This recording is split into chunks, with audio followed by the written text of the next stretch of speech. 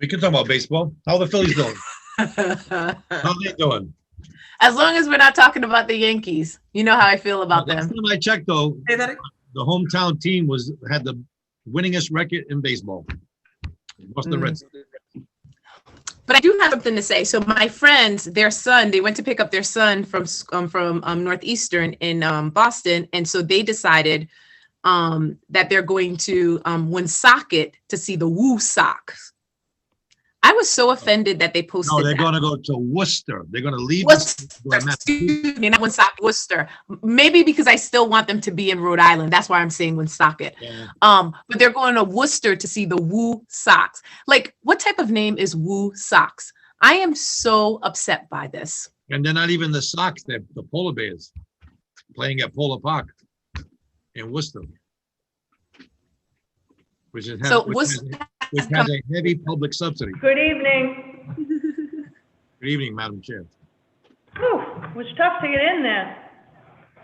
Sorry about that. Can Madam. everyone hear me? No, that's quite all right. Can everyone hear me? Yes. Yes. Clerks, we're ready to go? We are. Thank you very much. Good evening, everyone. Welcome to the Committee on Finance regular meeting. It is Thursday, May 13th. It is 5:36. I'm Councilwoman Joanne Ryan. Thank you for joining us this evening. I'd like to ask the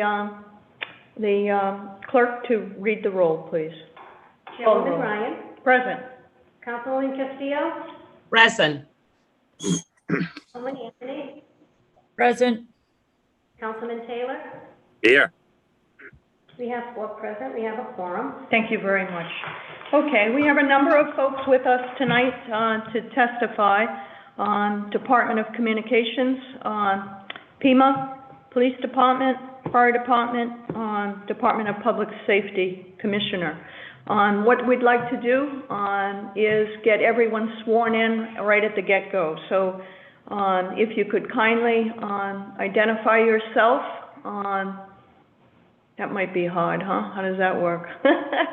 Why don't we just swear everybody in that's going to testify, and after you're sworn in, if you could just give us your name and your title, please. Madam Clerk, go right ahead with it. Thank you. Can you please raise your right hand? Do you swear under penalty of perjury that the testimony you are about to give is the truth, the whole truth, and nothing but the truth, so help you God? I do. Madam Chair, if it pleases the committee, could I start with the finance officials and then you can take the others in the order in which they appear on the docket this evening? Would that be appropriate? Chief, you were born to be a leader. No, just want to make it easy for the transition of all of the If departments. that's the way you'd like to go tonight, Chief, go right ahead. Thank you, Madam. Lawrence J. Mancini, Chief Financial Officer, City of Providence. Great. Sarah Silveria, Finance Director. Crystal Lindberg, Deputy Finance Director. Commissioner. Stephen Parry, Commissioner of Public Safety. Hugh Clements, Chief of Police. Bob Lepre, Major, Police Department. Mike Bates, Providence Fire Department Operations Chief. Evan Dolan, Providence Fire Department Administrative Chief. Zachariah Kenyon, Providence Fire Department EMS Chief. Elaine. Elaine Richards, Deputy Commissioner. Director Borbo, are you back with us? Yes. Can you see me now? Yep, please. All right, I'm on my tablet. Carolyn Borbo, Director of Telecommunications, City of Providence. And I believe Director DeSerbo is with us as well. Claire DeSerbo, Director of Providence Emergency Management Agency. Okay, that's it. Okay, welcome, folks. We're going to start I think we're going to start with the Department of Communications. Basically, folks, the line of order as your organization or as your department is presented on the agenda tonight is how we will flow. So if you want to go get a coffee for those at the bottom of the list, you know, please make yourself comfortable. Sure. But let's start with the Department of Communications. Who do we have? Sure. Carolyn? Yes, Hello? ma'am. Carolyn Borbo. Wonderful. So, Chairwoman. Madam Madam Chair, may I just, for the purposes of guidance for all departments, not only this evening, as we go forward, that our finance director has been working steadily with your internal auditor process. So I do not know if you prefer the same format, but if I may just say for the record, we normally at least give the committee some summary of revenue and expenditures. And then if you so choose to go through 3-box reporting or any method that you prefer, but I do think it's important for the record that we at least put the summary into record as it serves as a basis going forward. And if that's acceptable. That's acceptable. That's acceptable. I appreciate that. So But with I would that, like to go through the 3-box reporting in each department. Thank you you. would like to do that? Yes, I would.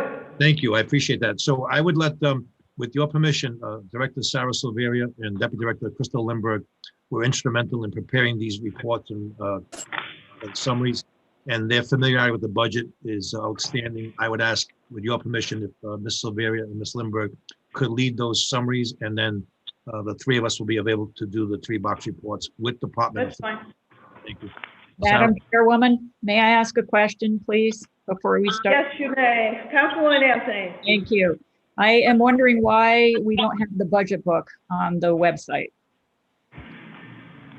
2022, I'm on the website that we linked to. There is no budget book on that. So I'm wondering why that is. Sorry? I mean, we passed them out to all the council, but I'll have to get with Tina to see. We'll have to look into that, Councilwoman Anthony. Yeah, the fact is, you know, they're delivered in paper, but they should be available online so people can follow along. So I'm just wondering, it can't be that difficult. Point taken, Councilwoman. We hear you. Madam Chair? Yes, Ms. Costa. They may not be on the clerk's website, but Larry or Sarah, are they on the finance website? Yes, they are. They're on the finance department's website, the proposed budget book and the proposed ordinance book on the city's website under the finance department. Great. Thank you. Thank you Is that very much. acceptable to you, Councilwoman? So we're playing a little catch up today. We got our copies for this meeting a little bit late, so we're kind of running around. The clerks are doing the best they can to make sure everything is available as soon as they get it. So thank you very much for that clarification. Let's go, folks. Okay, we're going to start with the Department of Communications. The first item in your packet is a brief narrative that finance prepared.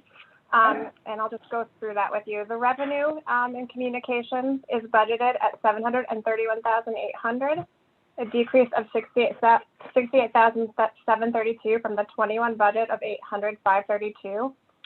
Revenues in this department are generated from master alarm box fees, which have seen a reduction in revenue projections. This revenue reduction is expected to continue in fiscal 22. Moving on to expenditures, total salaries for fiscal 22 are $4,953,756. This is an increase of $288,248 over the 21 budget of $4,665,508. The increase is due to work share savings observed in fiscal 21 that are no longer available in 22, along with a 3% increase for all 1033 and non-union staff. Employee benefits for fiscal year 22 are $3,770,756, an increase of $465,940 over the fiscal year 21 budget. Moving on to services. Services for fiscal year 22 are $1,230,701, an increase of $129,041 over the 21 budget. This increase is primarily due to additional lines being added to the city's accounts for internet and iPads due to the COVID-19 pandemic, and an increase in contractual costs for a phone service provider. Moving on to supplies. Supplies for fiscal year 22 are $135,750, a decrease of $6,000 from the 21 budget. This decrease is the result of a net of the savings from battery replacement program that was completed in fiscal 21 and a new request to fund workstation replacement for police dispatch in fiscal 22. And there's no capital budget in this department. Okay. Madam Chair, would you like to move on to the 3-box, or would you Yes, like to please. go on to the budget? Yes, So, if we can go just through it quickly, thank you. The next document in your packet is the 3-box report. This is a traditional budget document that Finance provides every year. There are 3 sort of buckets on the 3-box report. The first set of columns is for the budget 21 versus the proposed 22 budget. That middle section is the 21 budget versus the projection for fiscal 21. And the third section is for the proposed 22 versus the proposed 21 budget. So here in revenue, we kind of already talked about the master alarm boxes and how we're seeing projected loss in revenue there, and that is why we're budgeting slightly less in fiscal year 21. Okay. If there are no questions, I'll move on to expense.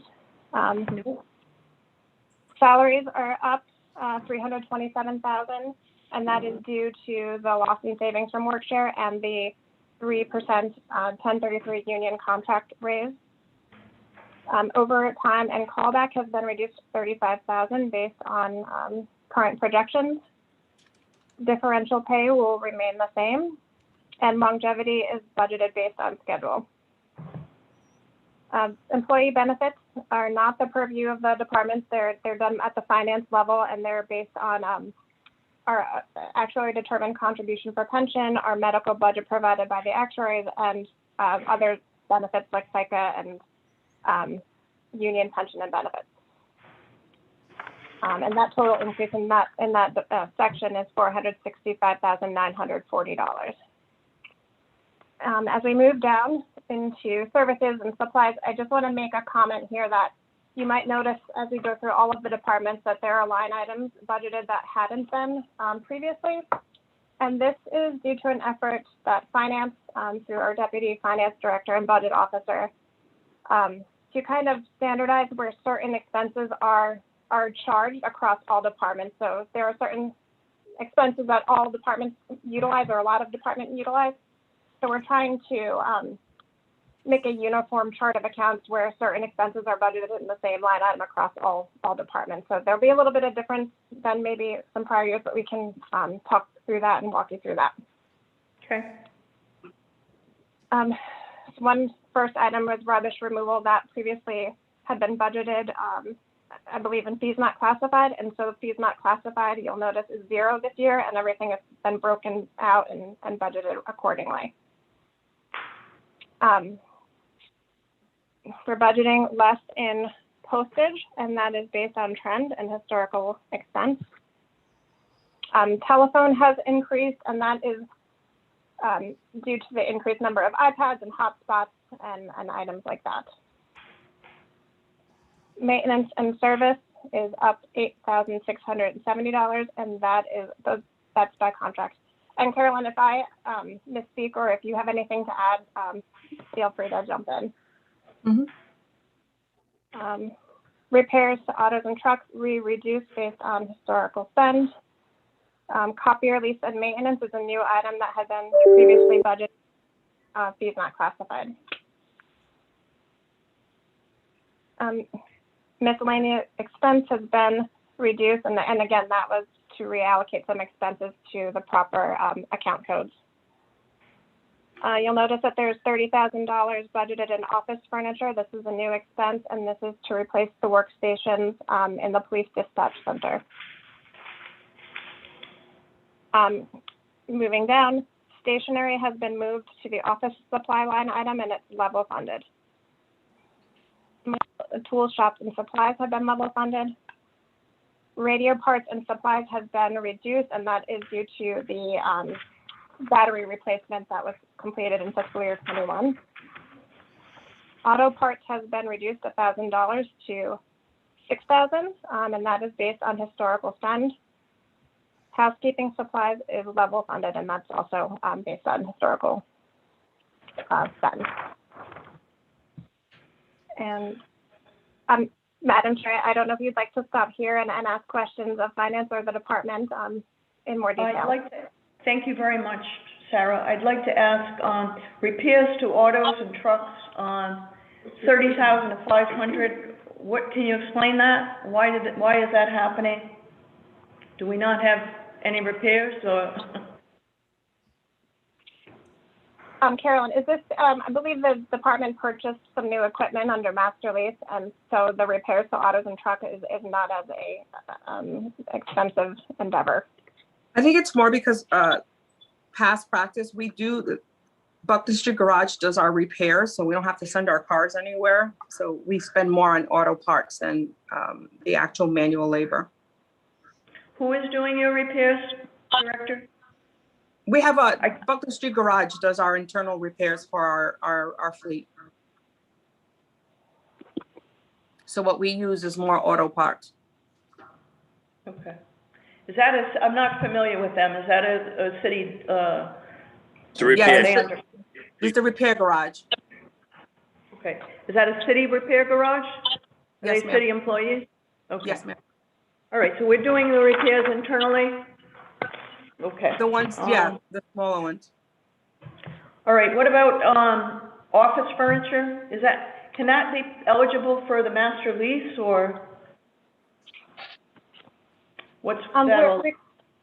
We currently don't have plans to enter into a new master lease, and master lease, I believe much of that has been obligated, but if we do find room in that master lease, we could shift it to master lease. That seems to make sense. Madam Auditor, would you agree with that? If there's room in the master lease for that? Yes, I think that makes sense. Okay. Committee members, does anyone else have any questions? Concerns? Madam Auditor, do you have any questions? Yes, I just have one question about the revenue. Why is it going down? Isn't it based on the number of master boxes that the city has? Director Barbeau, can you help answer that question? Yeah, so currently we have, I think, Elaine, is it 1540 master boxes now? Yes. Some are city-owned buildings, some are state-owned buildings. Some of them don't pay into the master lease. I'm sorry, into the master boxes. Do we know how many pay? I mean, I think that amount should be fixed. I can understand a collection rate, but shouldn't that be fixed? I'm going to defer to the Deputy Commissioner on that one. So we did have some issues with collections, especially during COVID, because of businesses going out of business and ownership of buildings. We have been working, trying to collect them, and we are still working to collect them over this past year. But we have seen a collection rate go down. That is why we reduced it. Is it a collection third party or internally? Both. Okay. All right. Thank you. So it's a collection agency? Is that? No, well, we have we hire Comstar to do the collections of our fire master boxes and our EMS rescue. So when we don't collect after, say, 3-4 attempts, then we do do a third party collection agency. 34 attempts? No, not 34 attempts. Not 34. No, but because the past year there were so many businesses not open, that has caused some issues. Okay. How about let's just do a quick review, Director, of your org chart. I don't know, do you have any personnel changes that you'd like to make a reference to? I do not have any personnel. No. Okay. No changes there. Are there any vacant spots in here? No, vacant? all my positions are Your currently positions are filled. Okay. Yes, ma'am. Great. Do you have any comments, concerns? Is this budget going to serve your needs and provide appropriate service to the city of Providence, residents of the city of Providence? Yes, it does. Okay. Committee members, oh, I see a hand up. I'm sorry. I see two hands up. I don't know who was first. I'm going to go with, For me. Councilwoman Anthony, Oh, please. No, so sorry. Okay, no worries. Councilman Taylor. Okay. I have just a couple questions. One is the comparing to last year. It looks like we added a four-person cable crew. We added a 4-person cable crew? No, we've always had 4.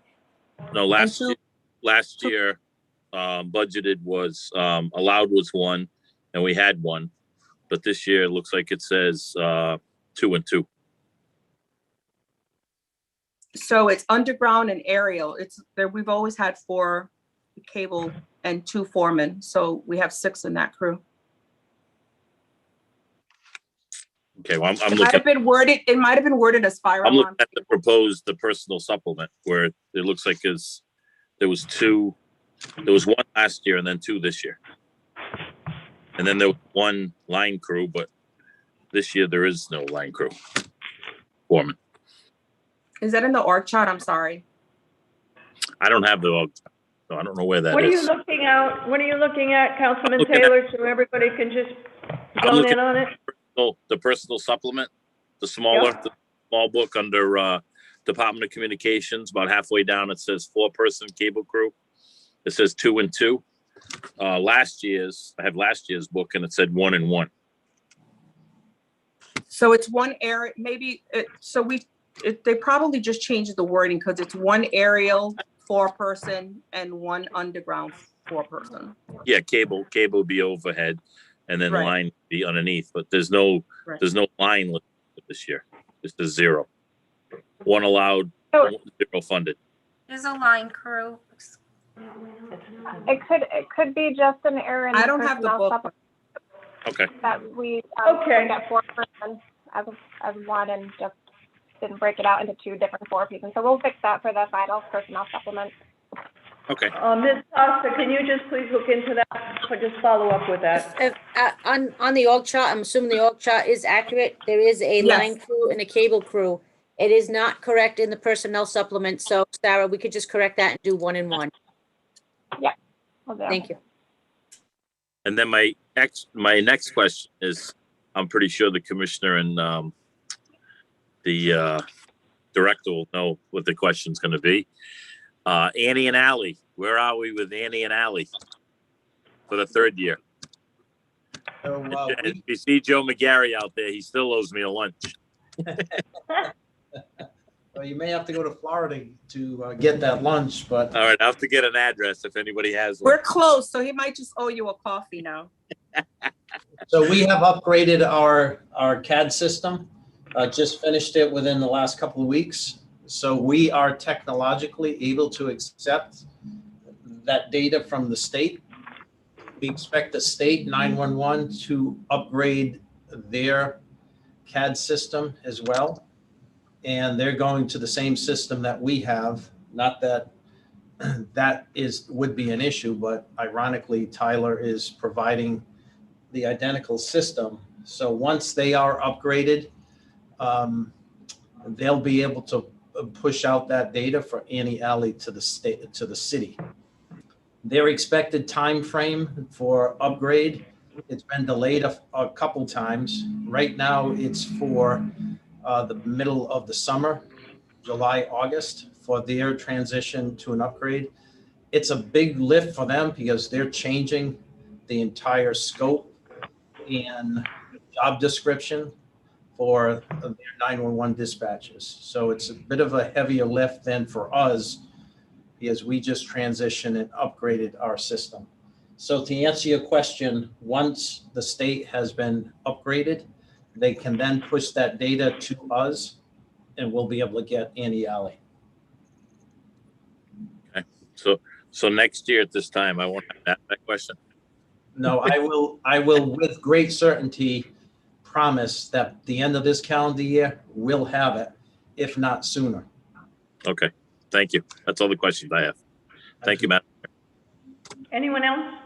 Thank you, Councilman Taylor. Anyone else? Any other questions? Okay, I think we're good with this department. I thank you very much, Director, for your hard work. Thank you. Thank you, Director. Oh, Thank you, oh, everyone. I'm sorry. Yes. Were all of these documents that were provided to the clerk, submitted as part, are they on what is the name of the thing? Confluence. They're on Confluence, okay. We need to enter these into the record, though. So let's, the package of exhibits that I have, for, communications, I'm gonna call this what? It's Exhibit 1 for communications. It's the summary on the 3-box report and, other documents, including an org chart. Okay. So moved. Make that motion, made by. So moved. Taylor, there's too many people on that screen. I can't, you're all so small. Second. Councilman Taylor, seconded by Councilman Castillo. All in favor? Aye. Any opposed? Further discussion? Ayes have it. Motion passes. Okay. Communications is done. Woohoo! All right. Next. PIMA. Let's do PIMA. Okay, next we have Tara, PIMA. take it away. Thank you, Madam Chair. I'll do the same sort of format with PIMA. We'll read through the brief narrative that Finance has prepared. Revenue in fiscal year 22 is $229,000, a decrease of $500 from the 21 budget, and this is a civil defense reimbursement grant. Moving to salaries. Salaries for fiscal 21 are $356,696. This is a decrease of $49,139 from the 21 budget. There are a few personnel requests in this department. One is to defund the recovery coordinator at an A8 and to instead fund a second preparedness coordinator at an A13. And the A13 is a grade rate increase request from an A10. They're also eliminating 22 COVID-related positions that they had thought they would be filling and are not.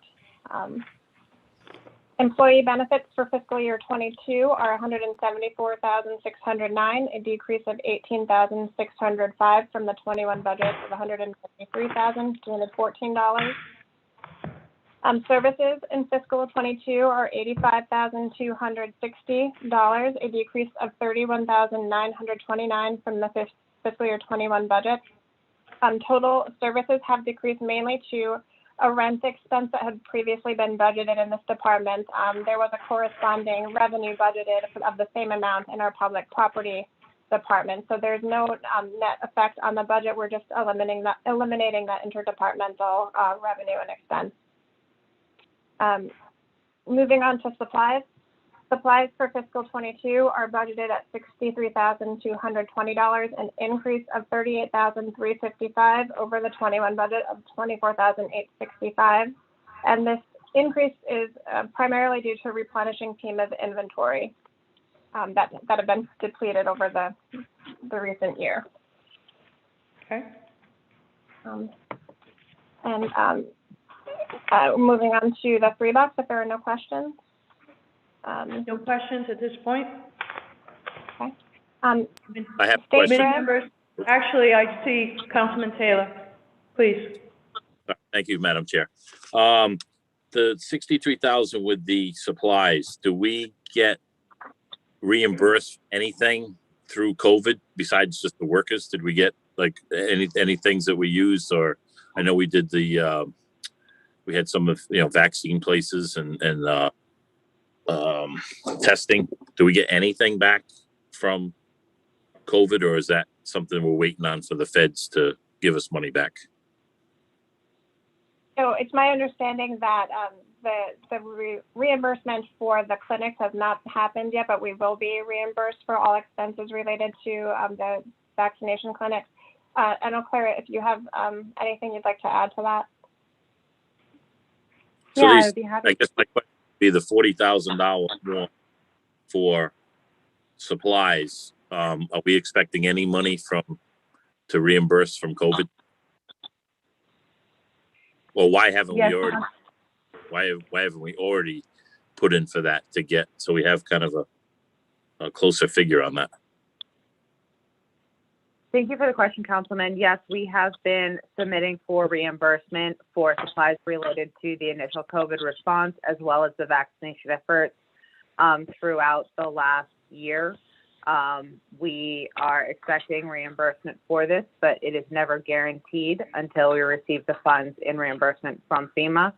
We have begun receiving funds from the initial submittal, but it is an ongoing process that we anticipate taking some time.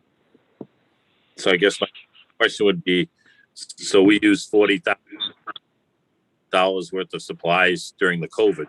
I mean, we were closed mostly for the year as far as like trying to do things with PEMA and, other things. So the 40,000 is COVID related? Is that safe to say or no? Yes, Councilman, the majority of those are related to PPE, other COVID-related supplies that we have depleted our warehouse stockpile of here at FEMA over the course of the last 14, 15 months. Okay, thank you. Thank you, Councilman. Please continue. Okay, I'm moving on to the 3-box, the revenue section. We're projecting to receive our full civil reimbursement, civil defense reimbursement in fiscal 21, and have budgeted the same for next year. This is to reimburse salaries in PEMA. Just salaries, correct? Correct. Okay. Moving on to expenses. Salaries, you'll notice the decrease of $49,139, and that is the net change of all of the asks for personnel in this department. Benefits is budgeted at the finance department level and is in line with our actuarially determined contribution for pension, our medical budget from our actuaries, and other fringe benefits for employees. Moving down to services. The food budget has decreased by $525. Postage has been decreased by $50 just based on historic trend and projections. There is a dues and subscription budgeted, and I'm not sure, Claire, if that was just a reallocation from another expense, but that is $150. Telephone expense has been eliminated. There's really no charges happening in that account.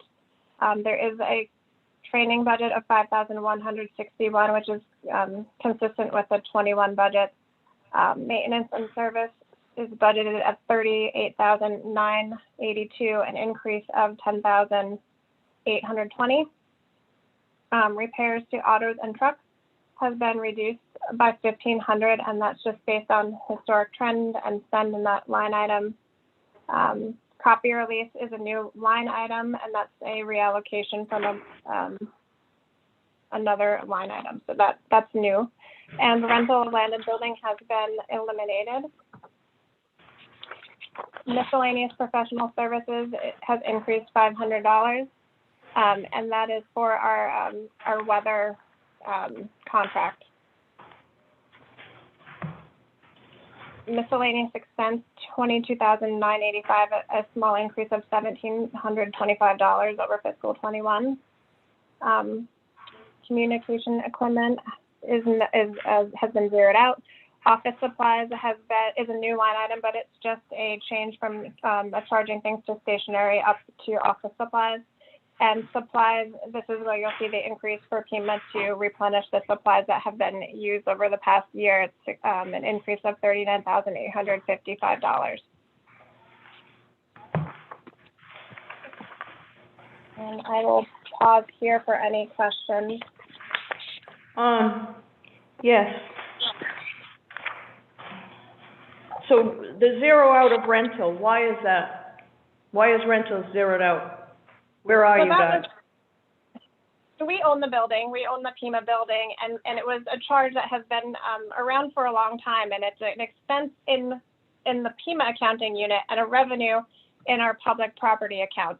So it netted itself out, and so it didn't really seem to make a whole lot of sense to keep it there, and so we zeroed that out this year. So they're in a building that the city owns.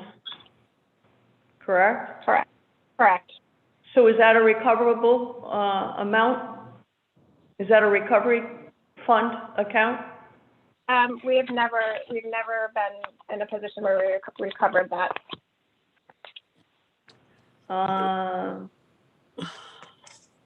Can I get, is Gina, Ms. Costa? Yeah, just for clarification. I know there's $750,000 in the non-general line item for other revenue, and it was supposed to be derived from COVID expenses. Is that part of these increases? Are these considered part of that revenue? And in line with Councilman Taylor's question, we're getting 50,000 estimated back from COVID. Is that these increases, or is this different? So the 750,000. So there's a lag between when we apply for reimbursement and when we actually receive the reimbursement, and sometimes it can be months, sometimes it's in prior disasters, it's been years. And the guidance that has come from the federal government is that we are not allowed to recognize the revenue until it arrives. So we have submitted significant applications to get reimbursed for the first 2 quarters of fiscal 21. We'll be submitting 2 more. And so the belief is that we'll receive that reimbursement in fiscal 22. And so we feel comfortable budgeting that. That's what that is. Thank you. Thank you. Any questions from committee members? I see Councilman Taylor, you have your hand up.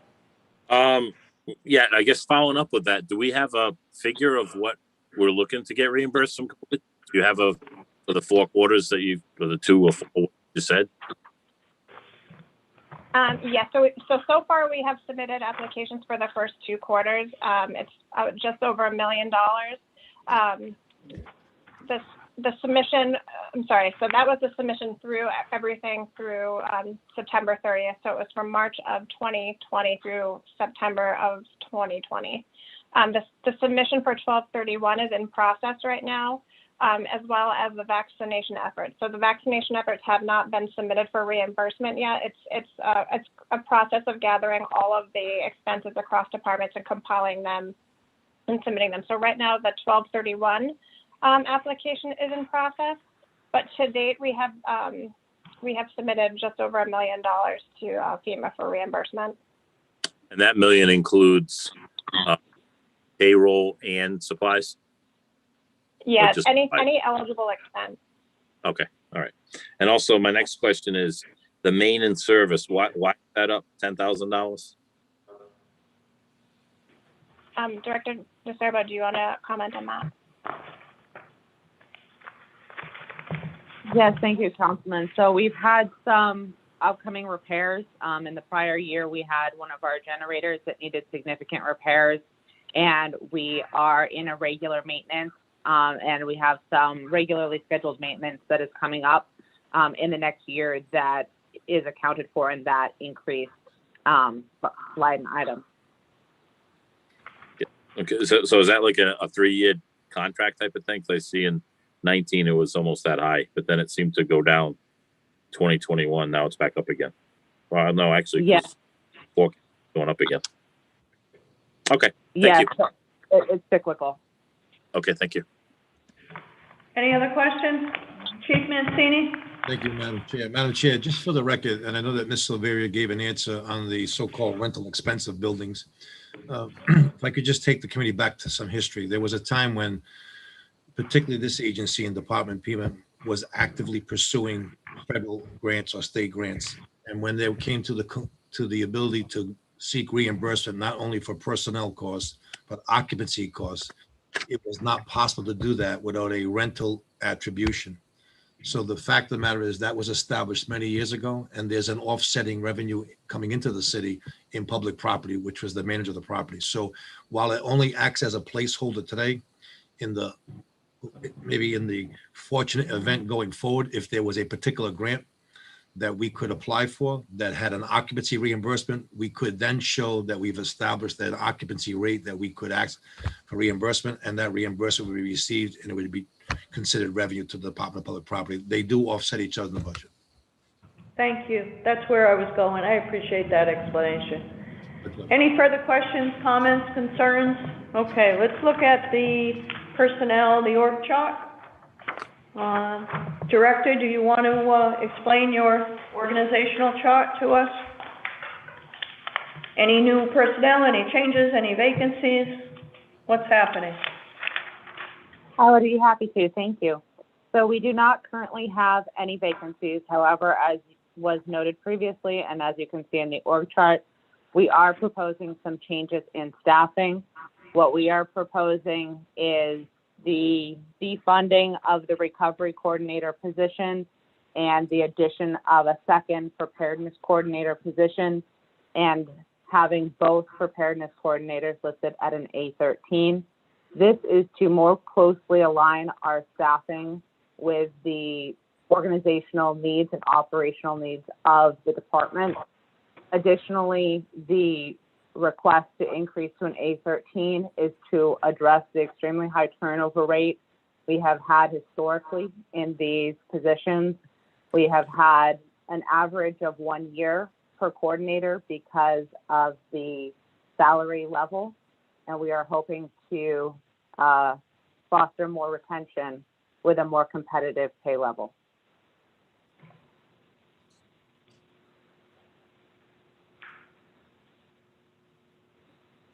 Okay. Any questions, committee members? Councilwoman Anthony. Oh, you're muted. You're still muted. Yep, I'm here. Now you're not muted. Thank you. I just have a question. What did the recovery coordinator do? And why is it that we don't need it? So the recovery coordinator was the most entry level of our positions. What we have discovered over the course of the COVID response is that the needs for that additional personnel are more closely aligned with the preparedness coordinator. And historically speaking, the recovery coordinator job, the individual had done more preparedness coordinator work due to the fact that most recovery, historically speaking, was very minor in nature, and it was not the equivalent of full-time jobs. So they did a lot of work that was also needed to support the department. What we've discovered over the last year is that when there is a significant disaster like this, it requires specialized recovery work. And in our ordinary operations, a second preparedness coordinator more closely aligns with our objectives and goals. Okay. Thank you. You're all set? Okay. Anyone else? Okay. I'd like to just at this point take an opportunity to thank you, Dr. DeCerbo, for your work through this crazy months that we had.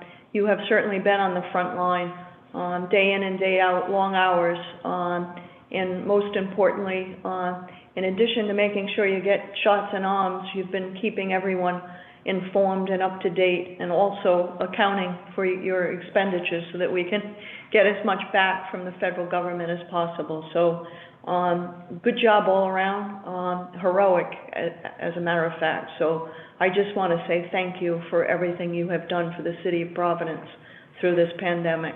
And I expect nothing but great things to come from that department. You've shown tremendous leadership, and greatly appreciate it. Okay, I neglected to ask our famous auditor if you have any questions of this department, any further questions. Are you good? No, Madam Chair, I'm all set. Thank you. Okay, thank you. All right, so that's that one. Up next, we have, Exhibit 2. Thank you, Madam Clerk. Let's have a motion to make this package that we have, the summary, the 3-box, and the org chart, Exhibit 2. May I have that motion? Motion made by Councilman Taylor, seconded by Councilwoman Anthony. All in favor? Any opposed? Ayes have it. Motion passes. Thank you. Thank you very much, Madam. We make a good team. Okay. Police Department. is up next. Okay, I'll begin by reading the finance narrative that we prepared for the police department. For revenue, the fiscal 22 revenue is budgeted at $8,729,600. That's an increase of $2,350,600 over the 21 budget. Revenue in this department is primarily from red light and school safety zone cameras. The projected and budget includes an increase to school zone with the assumption that school will resume in-person learning for the 2021 academic year. And we're also anticipating an increase in the red light camera revenue as the local economy enters its recovery period. Moving on to expenditures. Total salaries for fiscal 22 are budgeted at $46,943,061, which is an increase of $420,008 over the 21 budget. This increase can be attributed to the 4.5 increase in sworn officers' salaries, along with a 3% increase for 1033 and non-union in accordance with the collective bargaining agreement. Total benefits in fiscal 22 is budgeted at $38,840,472, an increase of $1,597,904 over from the 21 budget. Moving on to services. In total, services in fiscal 22 have been budgeted at $6,221,693, an increase of $237,722 over the 21 budget. This change is due primarily to body-worn camera license fees and necessary repairs at the firing range. In addition, it is expected that the fees associated with moving violations will increase in accordance with the projected growth in the corresponding revenue accounts. Moving on to supplies, total supplies in fiscal 22 have been budgeted at $1,821,192, a decrease of $82,719 from the 21 budget. This decrease can be attributed to a reduction in 22 expenses associated with the police academy, and there's no capital budget in this department.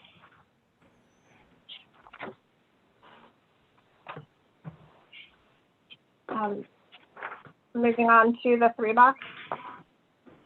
I'm looking at revenue. Revenue projections for fiscal fiscal 21 are about 2 million shy of where we think 22 will be. So with the economy picking up and school back in session, we're expecting school zone and police zone, the red light camera revenue to pick back up to more historic levels. So you'll see an increase of 1.5 million in the school camera revenue and just shy of $1 million in the police red light camera revenue. Could I ask, I'm sorry, what is the per ticket price for the speed cameras? I guess the red light cameras and the parking tickets too. Let's go with red light cameras. What is the per ticket price? Deputy Commissioner, I'm not sure if you can help me, but I believe the red light camera is 85 and the speed zone camera is 65? 50. Speed is 50.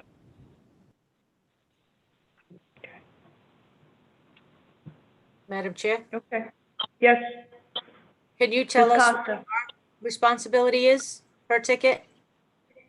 One thing I asked for was the revenue breakdown and where it came from, what it was derived from. I didn't get it for this department. I have for others. I'm interested to know what the city pays on the 85 and what the city pays on the 50 and what the city pays on the parking tickets. And if you know where we are in the term of that contract. I'll defer to the department on that question. I don't have a percentage of what we pay versus the fee. Elaine's on, she may know the end of the contract for speed cam, and I don't know that it aligns with red light. Elaine, do you happen to know? Otherwise, we'll I get, believe it's up next in 22. just not sure what, what month in 22. We can get you that information. Yeah, I believe it's in 22.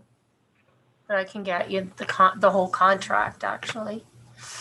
Okay, and you don't know what the dollar amount is? I mean, I think we started at like 720 when it was at 85, then we had an amendment, we went up to like 3% increase, 3%. It's just good to know that we may be collecting $50, but we owe the company like $8.90 for every violation, so we're not really collecting the 50. I was just letting the committee know that, that was all. Thank you. Good point. Yeah, it's June of 22 that the contract is up. So, Ms. Costa, you're looking for that information to be sent to you? Okay. Yes, please. I mean, they've entered testimony today, but we'd like them to send that information to you formally. Yes. Okay. Thank you. Clerk, please make a note of that. Okay, Ms. Silveria, please continue. Okay. Moving on to expenses. Salaries are budgeted at $38,765,000, which is an increase of $2,245,216, and that's based on the contractual increases. Overtime in total has been decreased $2.1 million, and that's with the assumption that the academy will be graduating in November, and perhaps with the election behind us, we'll have less protests in the city surrounding that. Holiday, police, and fire, witness fee differential, and alternative work week have all been budgeted based on schedule, and longevity is also based on personnel schedule. Employee benefits, again, is not the purview of the department, but it's not budgeted at the finance level, and it's based on our ADC, our medical budget from our actuaries, and fringe benefits. Moving down below, you'll notice that refuse processing has moved up. It used to be budgeted in rubbish removal, but in an attempt to standardize some of these expense codes, we moved that line item to refuse processing. And it is a bit higher than prior years, and that's just based on current projections and the amount of processing that we've needed. Promotional exams has been budgeted flat at $30,000. Fees not classified has been reduced by $212,388, and that is reduction is mostly from the training academy that had been budgeted in fiscal year 21 that we will not need budgeted in fiscal 22. Postage has been reduced by $600. So that's a savings, I'm sorry. That's a savings to the budget because the police academy never happened when it was planned last year, correct? And I believe that we're using a different location for the training facility. That's not as costly. Yep. Okay. Please continue. We can get to that after. Fees not classified, I'm sorry, postage has been budgeted just a $600 reduction. Dues and subscriptions budgeted $9,944, a slight increase of $399. Pest control is $4,000. This is not a new expense. It's just an expense that has been reallocated to match our uniform chart of where expenses will be budgeted from now on. Printing has been reduced by $11,000 to $25,000, and that's based on spend and projections from the current year. Moving on, telephone has been budgeted flat at $12,000, and it matches historical expense and trend. Personnel recruitment has been budgeted at $0. That has been completed in this fiscal year. And background checks have been budgeted at $24,000, a reduction of $12,000 from the 21 year. The training budget has increased $50,000 to $150,000. Tuition is budgeted flat at $100,000. Repairs to equipment has been increased to $142,000. That's an increase of $63,000.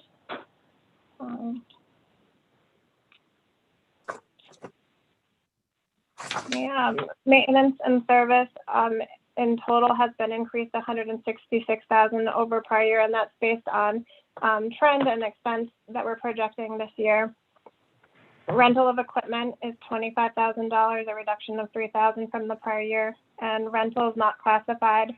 That's just been pulled out of that rental equipment. So you'll see the $3,000 reduction in the rental of equipment, but you'll see a new line item for rentals not classified of $3,392. Legal expenses has been budgeted flat at $80,000. That's a contractual item. Court reporters has been budgeted at $20,000, a $5,000 decrease.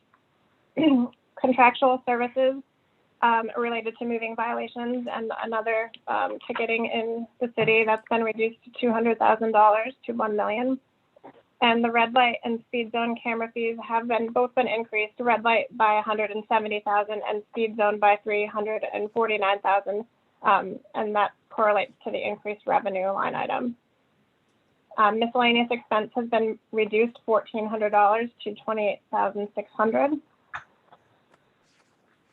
Office supplies has that's just another one of those account changes that previously was budgeted in stationery. So you'll notice stationery is budgeted at 0 and office supplies has been budgeted at $25,000. It's about a $1,700 increase from the current fiscal year.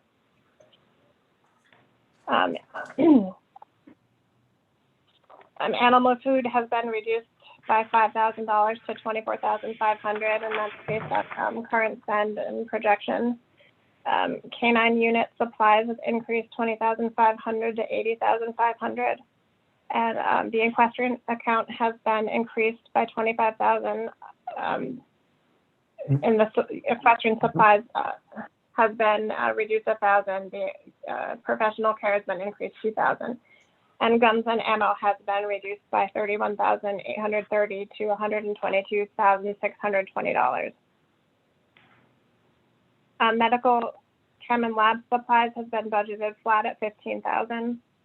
Lubricants is one of the items that we have created that uniform chart of accounts for, so that's $15,000. It was previously budgeted under another line item. Auto parts has been increased $3,000 based on current spend and projection. Food has been reduced by $2,000 to $2,500. Fuel has been reduced to $2,000, to the $2,000 decrease. Housekeeping supplies has increased $2,000 to $10,000 for fiscal year 22. Tires have increased $15,000 to a total of $60,000, and that's based on current spend and projection. Uniform have been budgeted at $934,048, and miscellaneous materials and supplies has been reduced $95,311. I'm happy to stop here to answer any questions or to refer to the department to answer questions in more detail. I think we have some questions primarily about the police academy.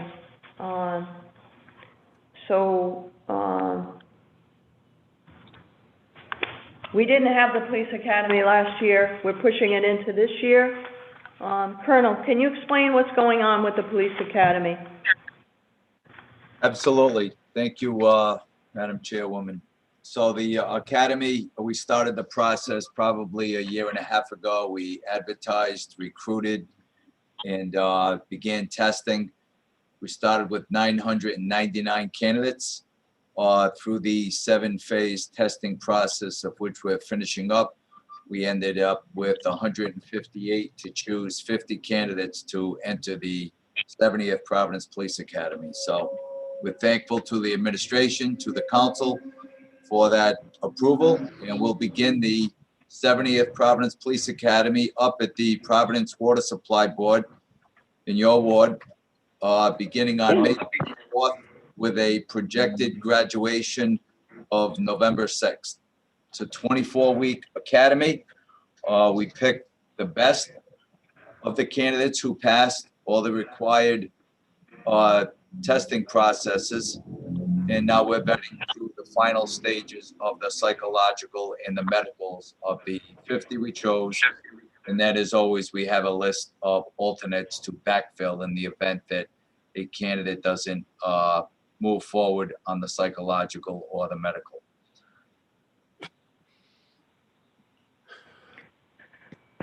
Are you paying for the facility? Are you paying anything for your facility cost? No, No? No facility cost? The Providence Water Supply Board is a building owned by the city of Providence? correct. That's where you're holding your academy? Yes. Okay. And, you And there's know, no addition, I'm sorry? kudos to Demo and his department. They refurbished the water supply facility into a very acceptable, a very good training academy. So we're thankful. And it's gonna be ready to go on the 24th? It's ready now. Okay, good. Good. All right. Any questions? Oh, sorry, Councilwoman Anthony, I see a hand up. I see Councilman Taylor. Let's start with Councilwoman Anthony. Thank you, Madam Chairwoman. And thank you, Colonel. Is this a diverse class? Can you talk a little bit about that? Yes, and thank you, Councilwoman, for the question. It is, once again, we did well on our recruitment efforts, and then in the testing effort, as you know, every step of the way, we monitor disparate impact along the way. So the academy, as first pick, is very diverse, and we have of a school of 50, we have 15 white males, 20 Hispanic males, 5 black males, 5 white females, and 10 Hispanic females. So we have 10 females, and the rest of the breakdown is, it's about 70% minorities, including white females. When you take out white females, this academy is 60% minority. However, that's subject to change with these final testing processes in the psychological and the medicals. It won't drastically change. Once again, we'll be well over 50% with minority candidates, and that's far better than any regional academy around here, and if not nationally. So we continue to do well in our recruitment of a diverse background to more closely reflect the demographics of the city.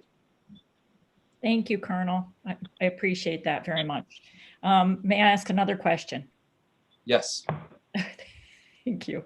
The training materials, have you had any changes in your training materials in light of all the discourse that's gone on in this last year in terms of, just in response to some of the complaints?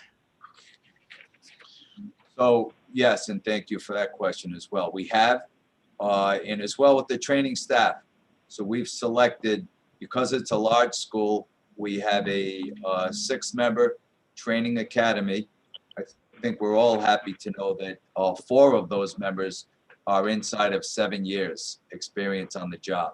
So even though they have less than 7 years experience on the job, they have many life experiences that they can take into this academy. They're all young men and women of color, and we did very well in our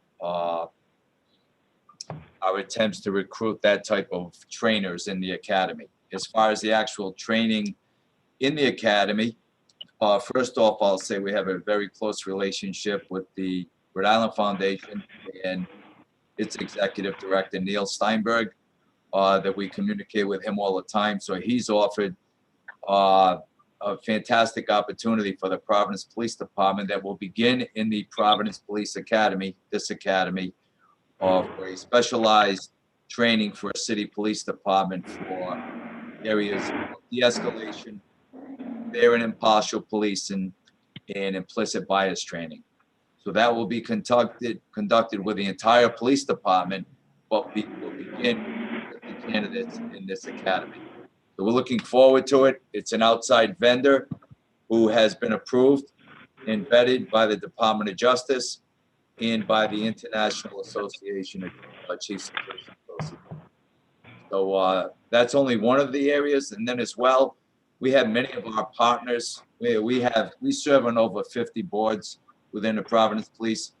So many of our boards and commissions that we serve on, they come in the Providence Police Academy over the last several years and train. Much of their training has been tweaked and modified as a result of conversations in the community. So those conversations have not gone on deaf ears. And we've taken what we've learned from many of these conversations that will be instructed in this academy. Excellent. Thank you. I appreciate that. I also have a specific question on the reduction in the guns and ammunition budget. I'm not sure if it's you, Colonel, or someone else who might like to answer that question, but why has that budget been reduced? Bobby, do you have a handle on that one? Line 54125. Am I reading this correctly? So I'm happy to see it. I'm just wondering why it is a reduction of, I believe, 31,830, 20% reduction. We can get you that answer. I think I know why, but it's more of a guess than a factual answer. Okay, I can wait. I appreciate seeing it. I was just interested in why. That's great. If you can, Colonel, if you could follow up with an answer to our auditor, please. I'll make a note and we'll give you the exact reason why it dropped 31,000. Since we're on training, I'm sorry, I'm going to jump in, Councilman Taylor. You referenced training, Councilwoman Anthony. Could you explain the difference between 52,700 training and the overtime training, 566? What's the difference? Where is that? Go ahead, Bobby. So overtime. There's an overtime. It's become very problematic to train without having any overtime for all the mandates. So the overtime training is going to consist of a mandatory TASER recertification that has to be done each year, the mandatory use of force training that has to be done each year. So that we have about 250 officers that carry CEWs, and that will, to be recertified, it takes approximately 2 to 3 hours. And the whole department has to go to annual use of force training, which is right now, I think we're at 412. When the academy comes, we'll probably be up around 460. And that's 4 hours times, we're guesstimating $50 an hour. So that's 200 a person. And if I may, Madam Chair, that, many of these conversations that spawned from the events of 2020, so there are many unfunded mandates. So there were mandates and best practices. So to train the entire Providence Police Force, because rightfully so, we get criticized for training a new academy of 50 or 35, but really more important is to train the entire workforce. To train the entire workforce on a 4-hour training is about $80,000. And we do the best we can to eliminate overtime costs. So we'll try to train on-duty people, but eventually you may have to pay, because when you pull someone off the street for 4 hours, you have to backfill and make sure the community is covered. So a 4-hour training is $80,000, an 8-hour training is approximately $160,000. So that reflects some of the increase in those costs with some of the new best practices and mandates. Colonel, I have an answer for Councilwoman Anthony's last question regarding the reduction of guns and ammo. Please, Mr. Lepre, go right ahead, Major. So in 21, we had actually, it wasn't so much, we had actually asked for some equipment for the SIU team, a sniper rifle package for the SIU, and some storage racks in the weapons armory. So those aren't needed in fiscal 22, so hence the reduction. Thank you. Yeah. Okay. I guess on the training topic, on the training budget, I feel as though there's never enough training. and you folks should absolutely have access to the best training possible. I recognize the challenges of staffing to get your training done. It just seems to me that for a force our size, that it's just not a lot of dollars in the budget for training. It's been something that has been an issue for me since I started as a councilwoman, and I just don't understand why we don't make provisions, I think significant provisions for the training of our officers. Just a comment there, Colonel. I don't know if you have any thoughts on that. I think when I first came on, I saw the budget go down, not up. And I'm not exactly sure where we're at in relationship to where that budget number was 6 years ago. But your thoughts on that training budget, sir? No, I would absolutely agree. Unfortunately, when budgets are tight, we understand that there's not a lot of room to maneuver and navigate in the total budget. And oftentimes, one of the first things to go are the training monies. So we're thankful for the monies we have for this year, dedicated for this year. We're thankful to the Rhode Island Foundation in some of the grant opportunities that we've been able to take advantage of. So we try to accomplish our needs through those type of avenues, and we've been successful this year with that Rhode Island Foundation grant, which has been very helpful. They're paying for the entire training of the Providence Police Department, and we've had other grant opportunities in the arena of training that have been helpful. Could you provide a summary of your total training budget to the auditor, all your grant, all sources of revenue that comes in for training? I would like to look at that. Yes. Madam Chair, can I just add to that? Please. Yes. Colonel, I had Yes, asked for a list of all your current grants and the purposes of them. Are they for training? Are they for equipment? I did not receive that as of tonight. So that should be in a packet I hope to receive as well. So that could help with that. Okay, receive, Gina. Got it. That was. Gina, you're always ahead of the game. Thank you. Madam Chairman, that was provided. It must just not have been sent to you. But I will get that to you. It was provided to finance. Okay. Councilman Taylor, you have been very, very patient. Please. Thank you very much, Madam Chair. I have a few questions. On the main and service, the 52911, it's up by 100,000. What is that for? Is that the firing range, Councilman? I don't know. It just says 52911 main and service. Leper, yes, that is. Yes, that's the firing range. So we have a land use agreement with us and the Providence Water up in Situate.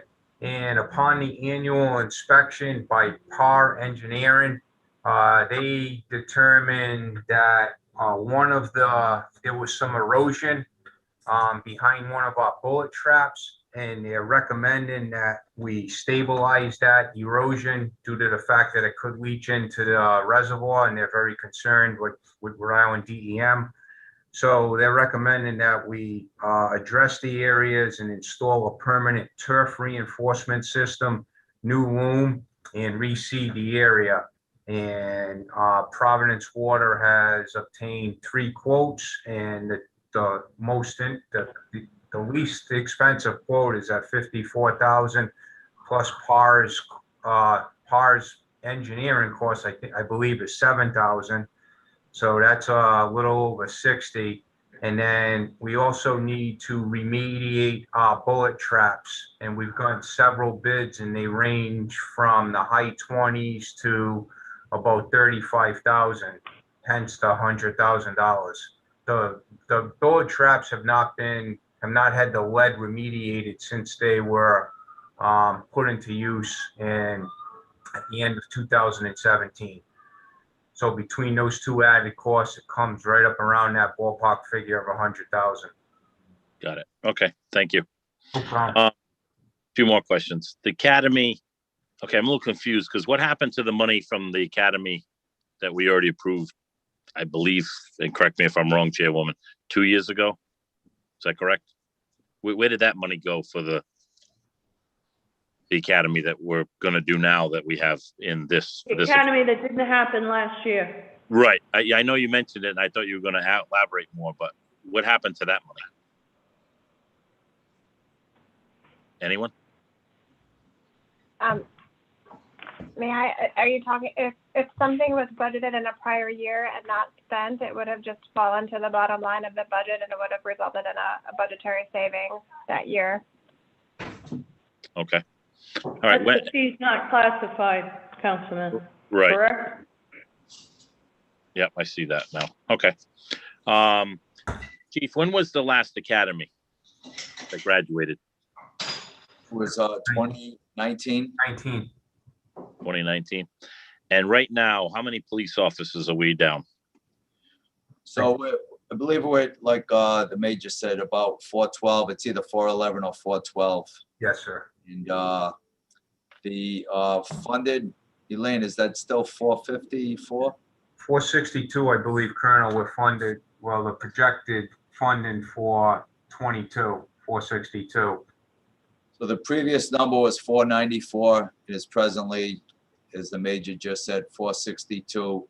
So if we're at, say, 410, we'll be close to 405, maybe even south of that by the time this school graduates. So let's say 405 plus 50, we're at 455, and that's where we'll be until the next announcement, advertisement, recruitment, and testing.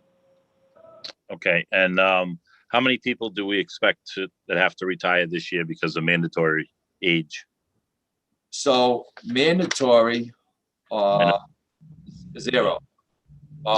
Eligible to retire is in the calendar year 21 is 109. Eligible to retire in 2022 is 144. However, we've been very consistent in our annual attrition, where it's between 12, 15, and as high is generally around 25. The only anomalies are in a contract year when it shoots up to about 35. So we've been pretty consistent with the people who leave. In fact, so the retirements, and I knew despite what you're hearing around the country, so retirements in the year of, since July of 2019, there were 12. Retirements in 2020, there were 14, and 2 in 2021. So since July of 19, there have been a total of 28, which is consistent with what we've had every year. And then we're expecting another 10 to 15. Correct. I would anticipate. However, so when we put on 50, we're down 43. So really we're only putting on 7. What I'm trying to get to is, and I know I said this, both police and fire, instead of putting academies on 50 and then wait 3-4 years, do another 50.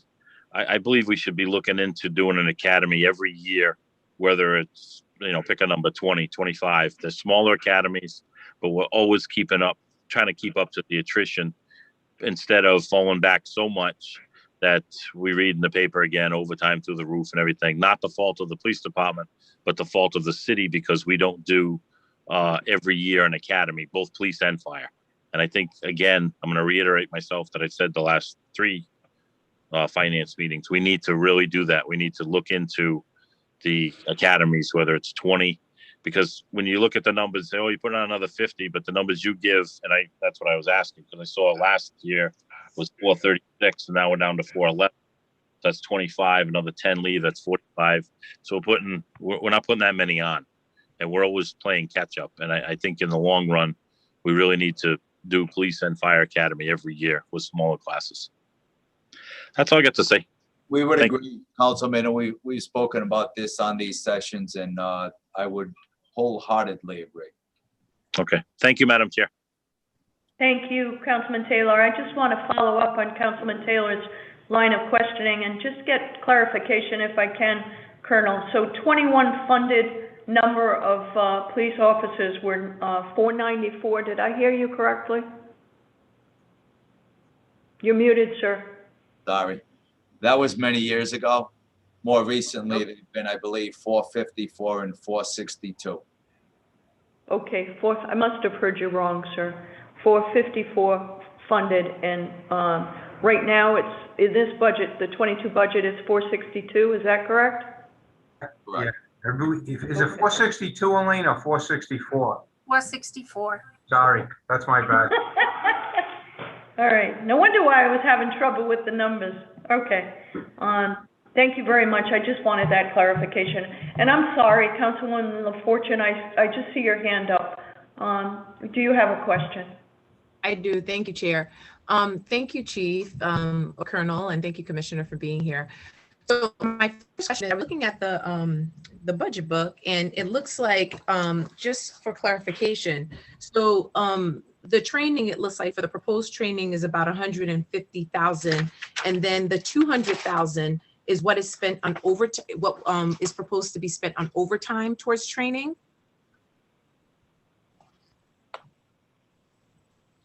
So the total would be 350,000 without and that's not including any outside grants. I don't think it was 200,000 on overtime, Councilwoman. Oh, I'm looking, it says right here, am I looking at? I think it's It 85. says overtime dash training, and it says for the 2022 proposed 200,000. It's Yeah. 85. 85, yeah, we have 85. I see 85, Councilwoman, for overtime training. All right, maybe I'm looking, I don't know, I'm looking here. What is it? Is it 50066? Yep, 50066, yep. Are you under account 101-2? You may be looking at fire, Oh, Councilwoman. I was looking at fire, sorry, I take it back. Okay. But my other question is, what is the estimated number of hours police officers are required to be are required throughout the course of the year are required number of hours of training are required for the police officers throughout the course of the year? Also, I know that we constantly talk about implicit bias training, but there has been research and data that has come out that have recently said that implicit bias training is not very effective. So what other training opportunities will be offered, and has public safety put together some sort of strategic plan around training, and just have like an outline of what kind of training and what goals you want to achieve from the training that is provided? So I'll say, Councilwoman, we just do so much in that arena with our community relations efforts, with our liaison with Tina Shepherd. But even without her, we do so much in the faith-based community, with the high school community, with the education, with the Providence school system, with our youth service bureau. There's so many different types of trainings that we conduct with the Nonviolence Institute. So we just had a group of our officers go through a full 40-hour-a-week training with the Nonviolence Institute. So there are many iterations of training that cover and overlap a portion of that implicit bias type platform that we try to cover in policing. Right. All right. So We have on some of the documents, that annual operations report, we have a pretty detailed list of all the trainings that we did in 2020, and that was during a COVID pandemic. pretty detailed from January all the way to the end of the year to December, and involves everything from firearms training to DUI recertification to mental health training to you name it, you know? Yeah. So there's regular training that should be done, truly pertains to, public safety and, addressing these public safety type of issues. But I think when we think about all the events of 2020, as you brought up earlier, there has to be more training in cultivating relationship with the community. And there's one thing to engage with faith leaders and various groups within the community, but there's also another thing to really have in-depth knowledge and get the necessary training to work with people from diverse backgrounds. And I think that has been the missing link. And we've talked about having various levels of accountability measures where people have asked to have information on the website so folks understand what type of diversity, equity training, diversity, equity, and inclusion training that's being done to truly understand diverse communities, because you could bring officers from diverse backgrounds. I also noticed that there weren't any Black women officers that is part of your academy. So I wonder what you're going to do about that. Just so you know, Councilwoman, there was only 2 in the process to pick from. So maybe we should talk about, a strategic plan around recruiting more Black women as well.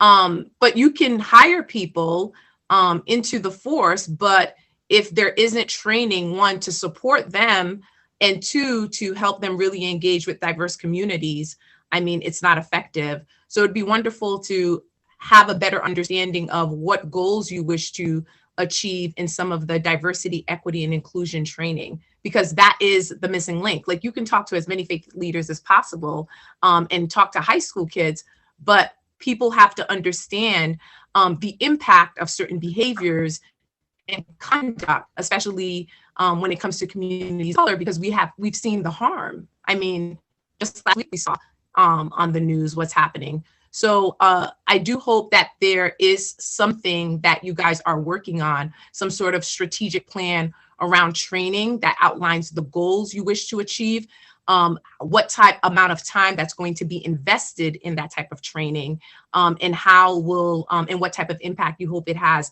both on the police department as well as on the community. But yeah, because I get it with Neil Steinberg and Rhode Island Foundation and getting the additional funding for explicit bias training, but there have been studies that have come out that have said it is ineffective. Yeah. Part of that is fair and impartial policing too, that Neil Steinberg training that we got. It's an 8-hour course, so I mean, it's in de-escalation. So yeah, I would agree with the goals moving forward, but as well, it's not just the schools and it's not just the faith-based community. It's with the Nonviolence Institute. We just did a very robust 2-night training with the Commission on Prejudice and Bias with Jody Glass.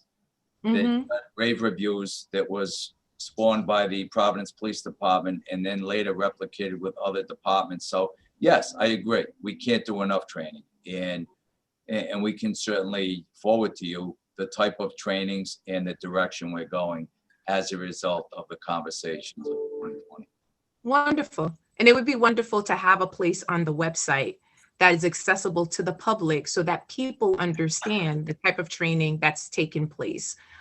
Because I think people don't know what's happening. And I think that also, if you want to cultivate trust, that is a way just to make that information public. So people are aware of what's happening, what type of training, what are the accountability measures. And we've talked about that. So I do hope that that's something that, and that is a low dollar action, right? That could easily be implemented, with one of the city or the public safety IT person.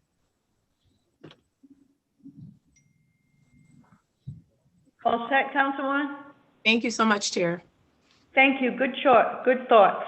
I see our auditor, Gina Costa. Yes, just a couple of questions and then just a couple of comments. I do not see the breakout of the trainees in the ordinance or the personnel supplement. I was wondering what they're being paid and where their salary is included, what line item?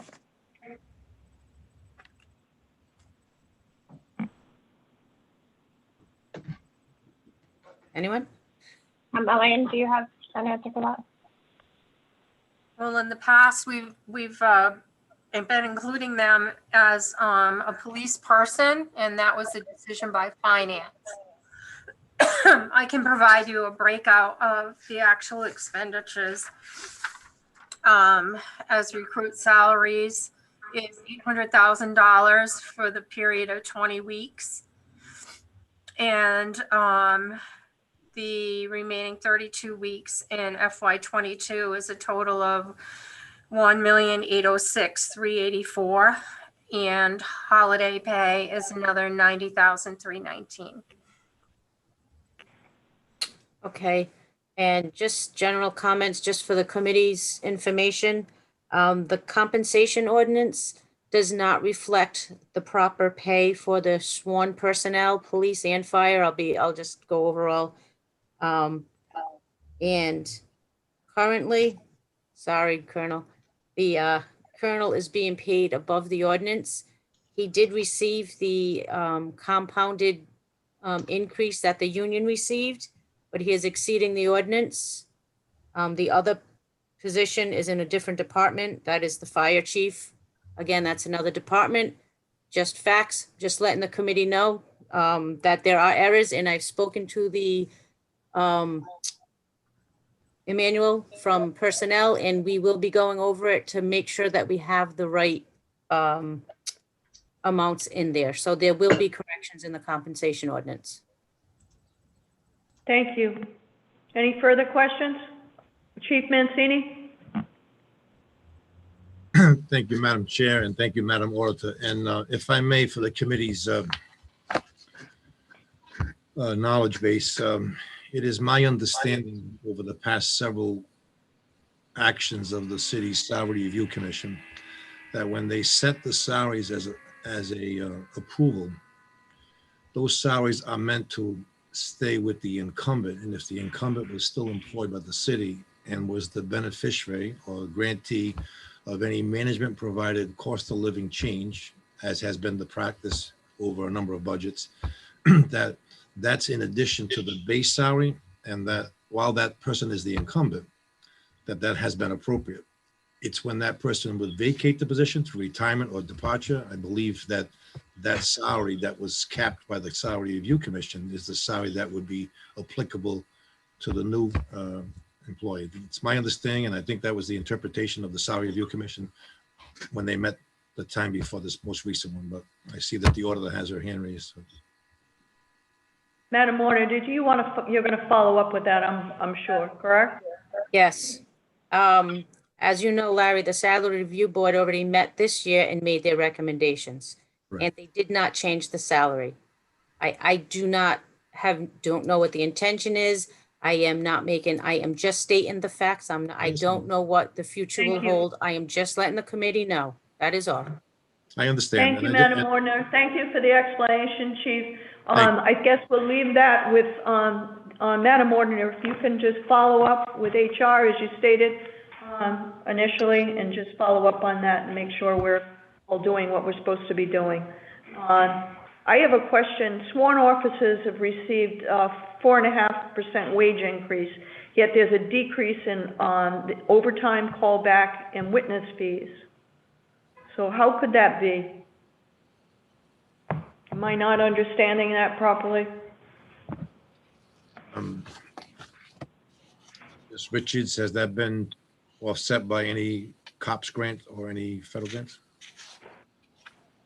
No, the FY21 budget was amended, if you recall, for the retro portions. So if I may, Madam Chair, a rather involved and complete answer is that when the Coronavirus Relief Act was passed by Congress and began to disseminate funds to the various states, including Rhode Island, the Rhode Island General Assembly, on the recommendation of the Department of Administration and the Governor's Office received those funds mostly for public safety reimbursement. And there was excess funds that was able to be generated to cities and towns, Providence included, and Providence was the beneficiary of additional revenue that was not anticipated, but it was welcomed. It basically became the substitution for things like pilot and distressed communities. But in order to do that, under the recommendation of the Auditor General, we couldn't take it as pilot receivable. We had to take it as a grants receivable under the federal grants program. So working with Director Silveria, Deputy Director Lindbergh, and Ms. Richards, with state guidance, we had to reclassify our account codes to show how that revenue would come into the city, particularly so it would be in line with the completion of the audit, accepted by our auditors and the Auditor General. And this was true for every community in Rhode Island that received those funds. When that occurred, that caused a budgetary reduction in those line items that were related to public safety salaries and attendant expenses. And that's why the adopted 21 budget reflects that as well. So it is a budgetary reduction caused by the reimbursement of federal grants that dictated that. Ms. Richards' point is that in the 22 budget, it's back up to the normal rate plus the increase that was granted by the adoption of the FOP contract. Okay. And then the police legal fund 51910, why is that zero? Why was that zeroed out? That will need to be corrected for final budget. That was an oversight. Okay.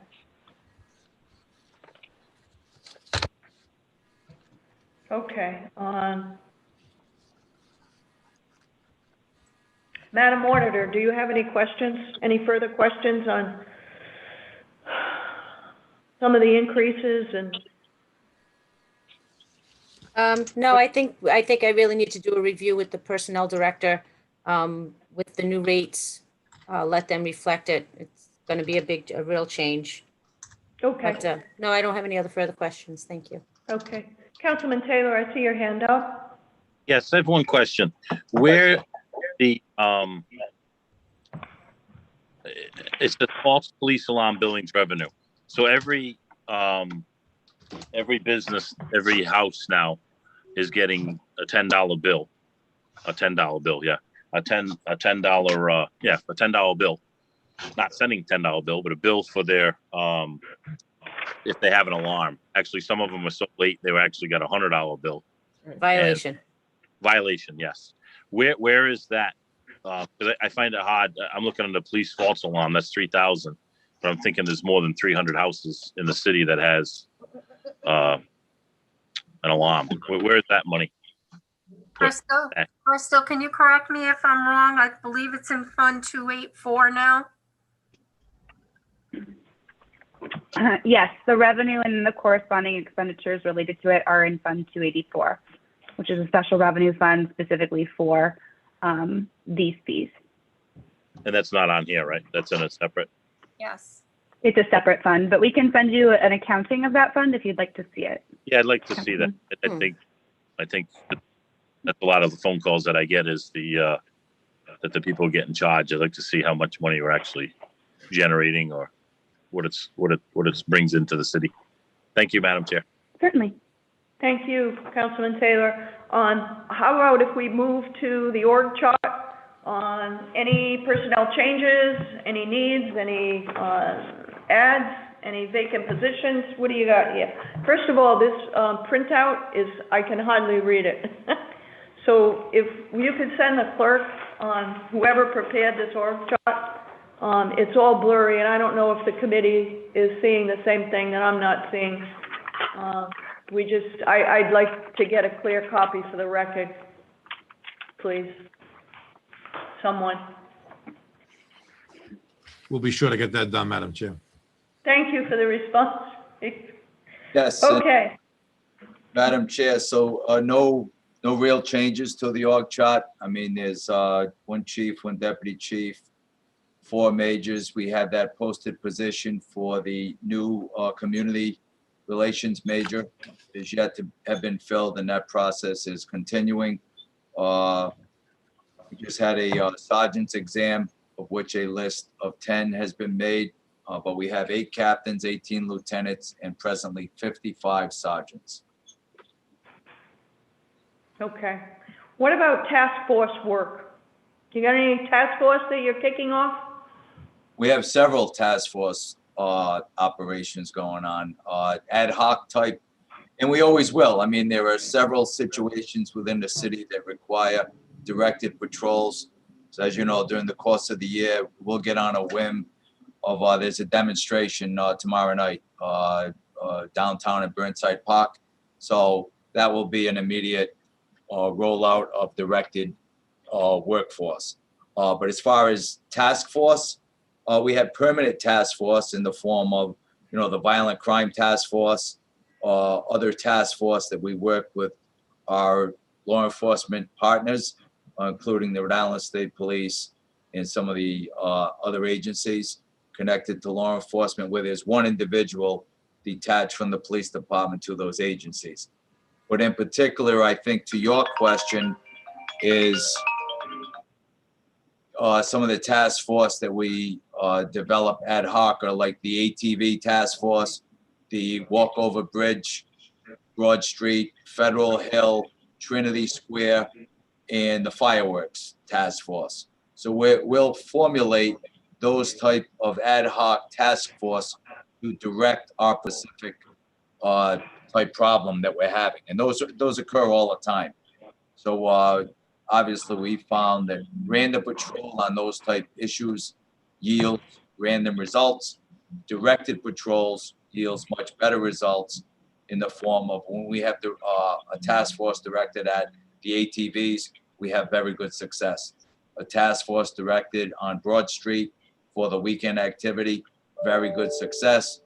And the same for, and we're setting up a meeting shortly with some people on your side, Mary Lee, relative to the fireworks task force. Last year, we worked closely with internally, our own department, with communications, with Providence Fire Department, with the State of Rhode Island Fire Marshal's Office, and we had a degree of success on an issue that puts out a high volume of calls for service in the city.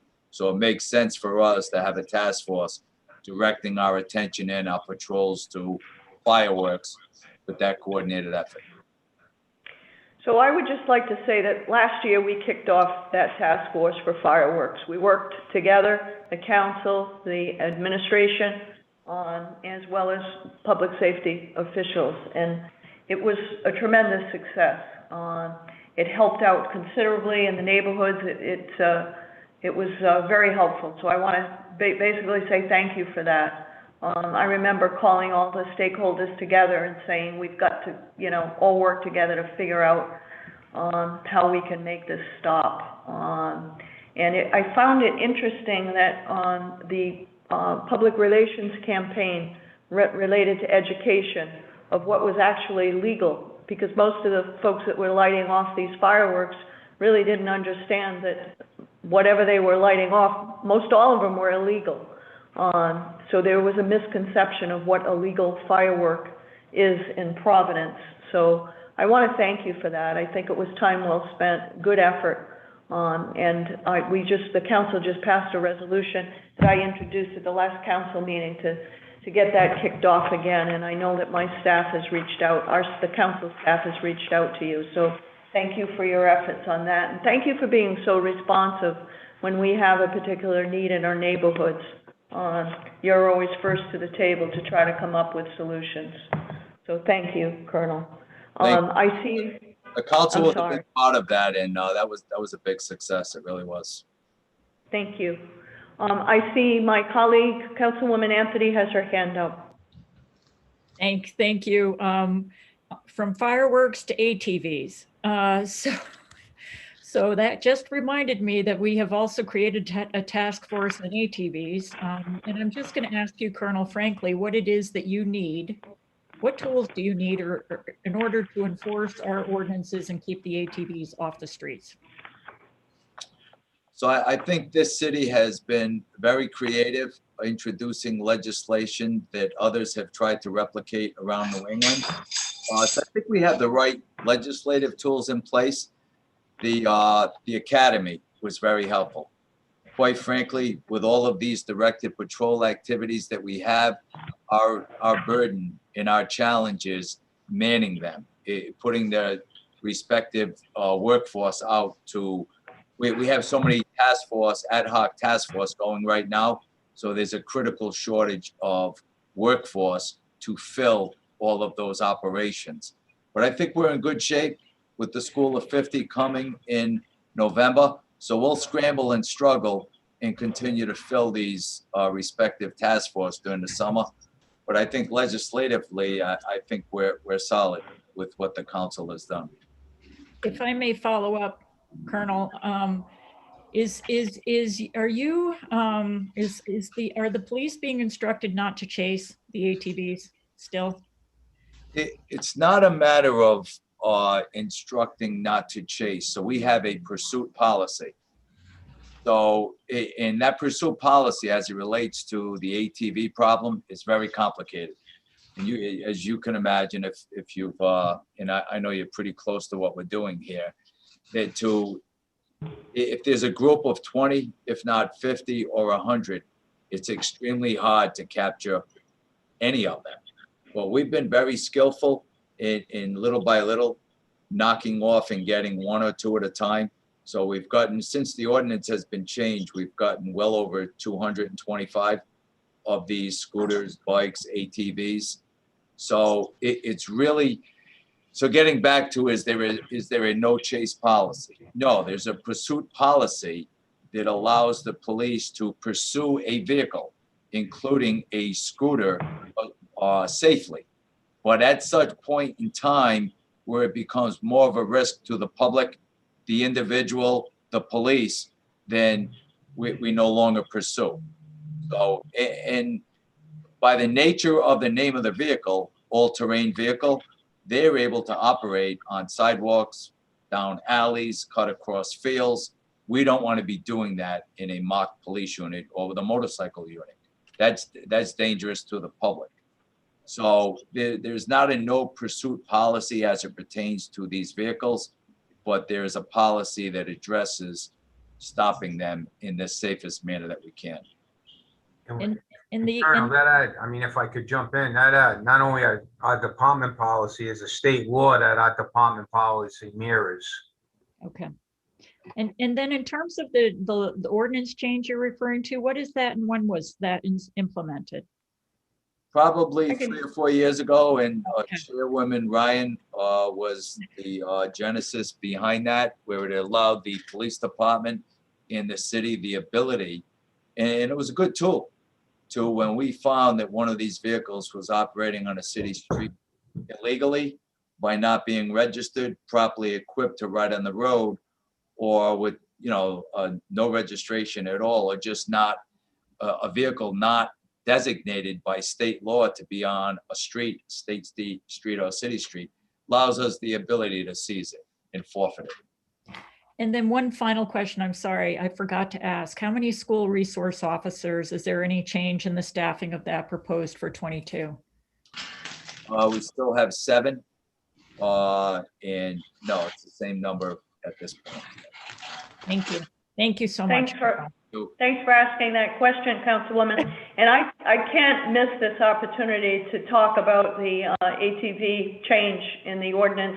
The police basically, I went to the police and I said, this is ridiculous. How can we get our arms around these ATVs? And it basically, after talking with the police and our solicitor's office, it became apparent that what was happening, it's very difficult to track down or to stop an ATV, and what was happening was it was a revolving door. There was no teeth in the ordinance, so they had to, the police, once they worked really hard and tried to be as careful as possible in their pursuit, once they captured one or stopped one, they basically had to give it right back. So it was a revolving door on that. We added a due process clause, which gave them, the police, the ability to seize and destroy, so therefore not putting them back on the street.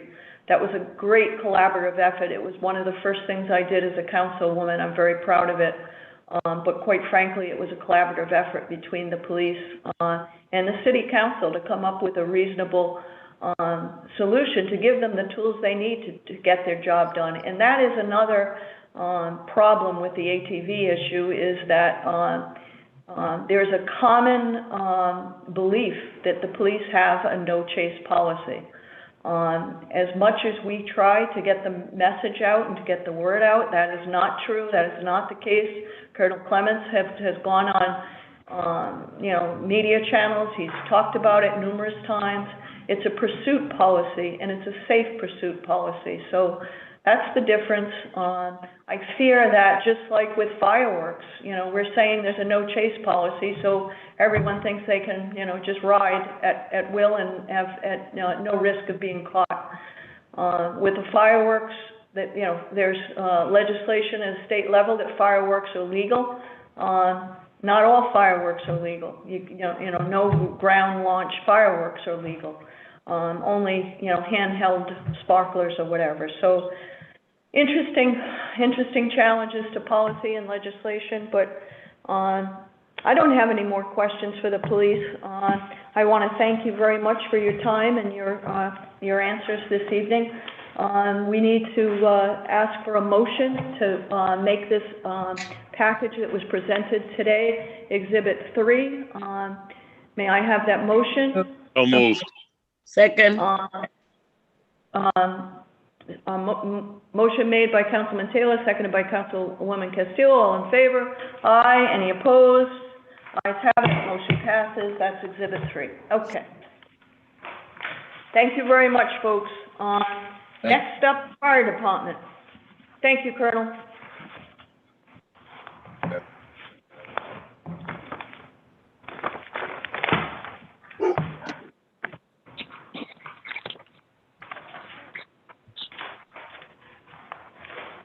What time?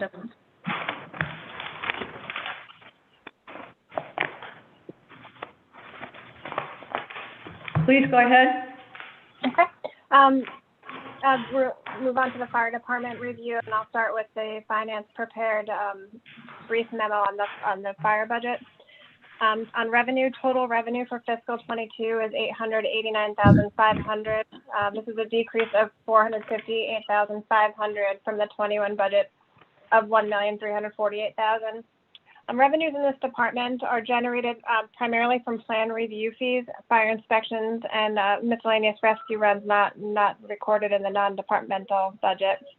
We're anticipating a decrease in plan review fees in fiscal 22, which is on trend with revenue reductions across the city, as well as past plan review fee revenue and projections for this year.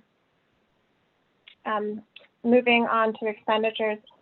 Total salaries for fiscal 22 are $40,630,408, a decrease of $356,307 from the 21 budget. This department salaries expense includes a 3.25% increase for sworn officer salaries as contractually obligated, but it's been offset by retirements anticipated in the department. Total benefits for fiscal 21 are $39,956,428, an increase of $1,729,696 from the 21 budget. Moving on to services. Total budgeted services in fiscal year 22 is $699,310, which is an increase of $281,000 over the 21 budget of $418,000. This increase is primarily due to recruitment costs associated with a possible fire academy to occur in a future year. This increase has been offset by anticipated savings to repairs in autos and trucks. Total supplies for fiscal 22 are budgeted at $1,500,545,000, a decrease of $187,019 from the 21 budget. And this decrease is primarily due to a reduction in uniform expense, which has been decreased according with trend and projection. And there's no capital budget in this department.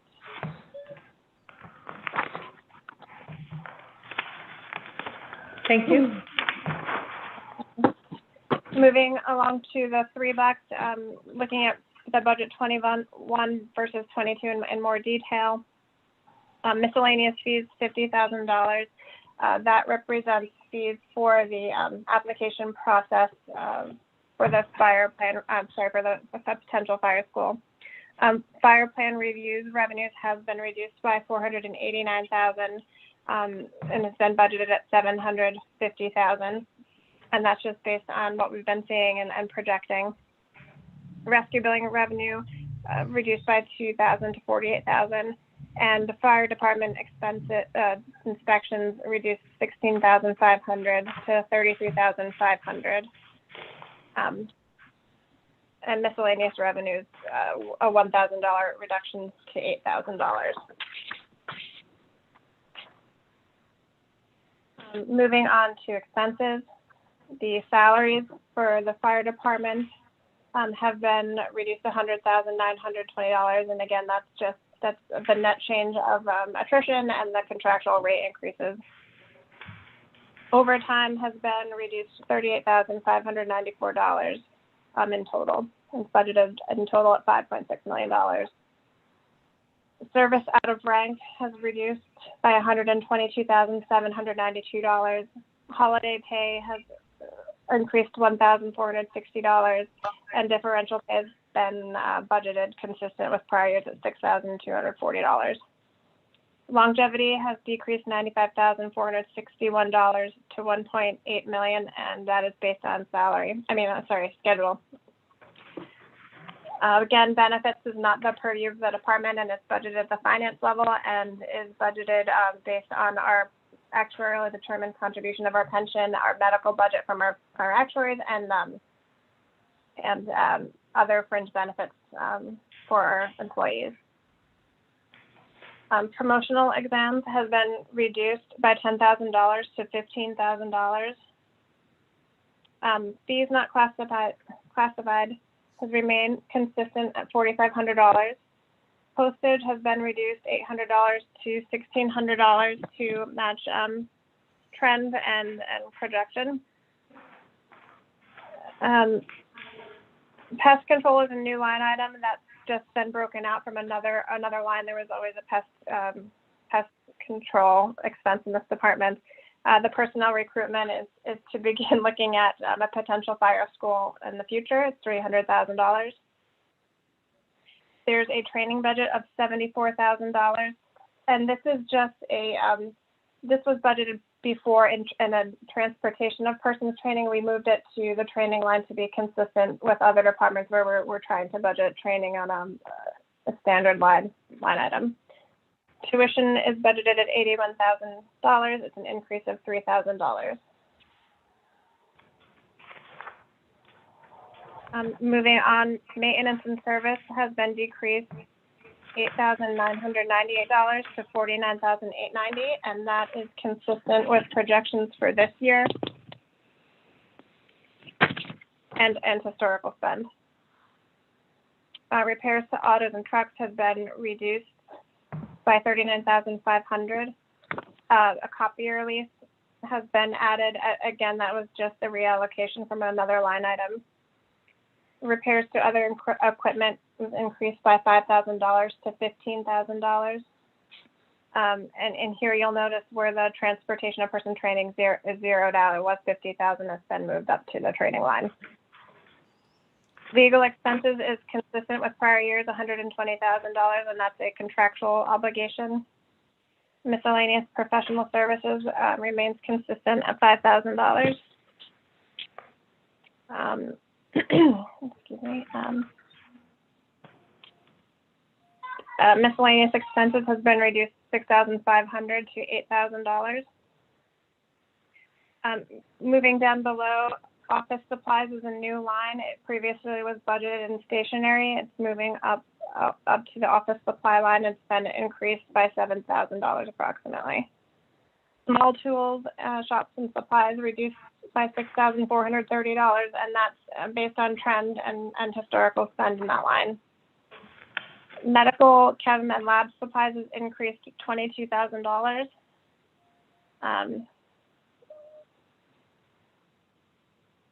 Construction, maintenance, and supplies remain consistent, $50,200. Lubricants, $18,000. Again, this was another attempt at standardizing some expenses, so that's been moved from a different line item. Educational materials has been reduced by $29,710 to $9,907. Auto parts is consistent with prior year at $400,000. Housekeeping supplies has been increased $4,000 to $25,000. Lumber and hardware has increased by $7,000 to $8,000. Tires has been reduced to $55,000. Was reduced by $15,000. Uniforms, you'll see, was reduced, and that's based on historical spend. And last page, miscellaneous materials has been reduced by $37,614,000 and is now budgeted at $150,000. I will pause here for questions. Yes, yes, please. So the $300,000, are they recruiting for a school right now? It's my understanding that there is no active recruitment right now, but there's potential to pursue that in the future. So it's a placeholder for a class? Yes. Correct. How many firefighters are budgeted for this year? How many? Elaine, what is the number?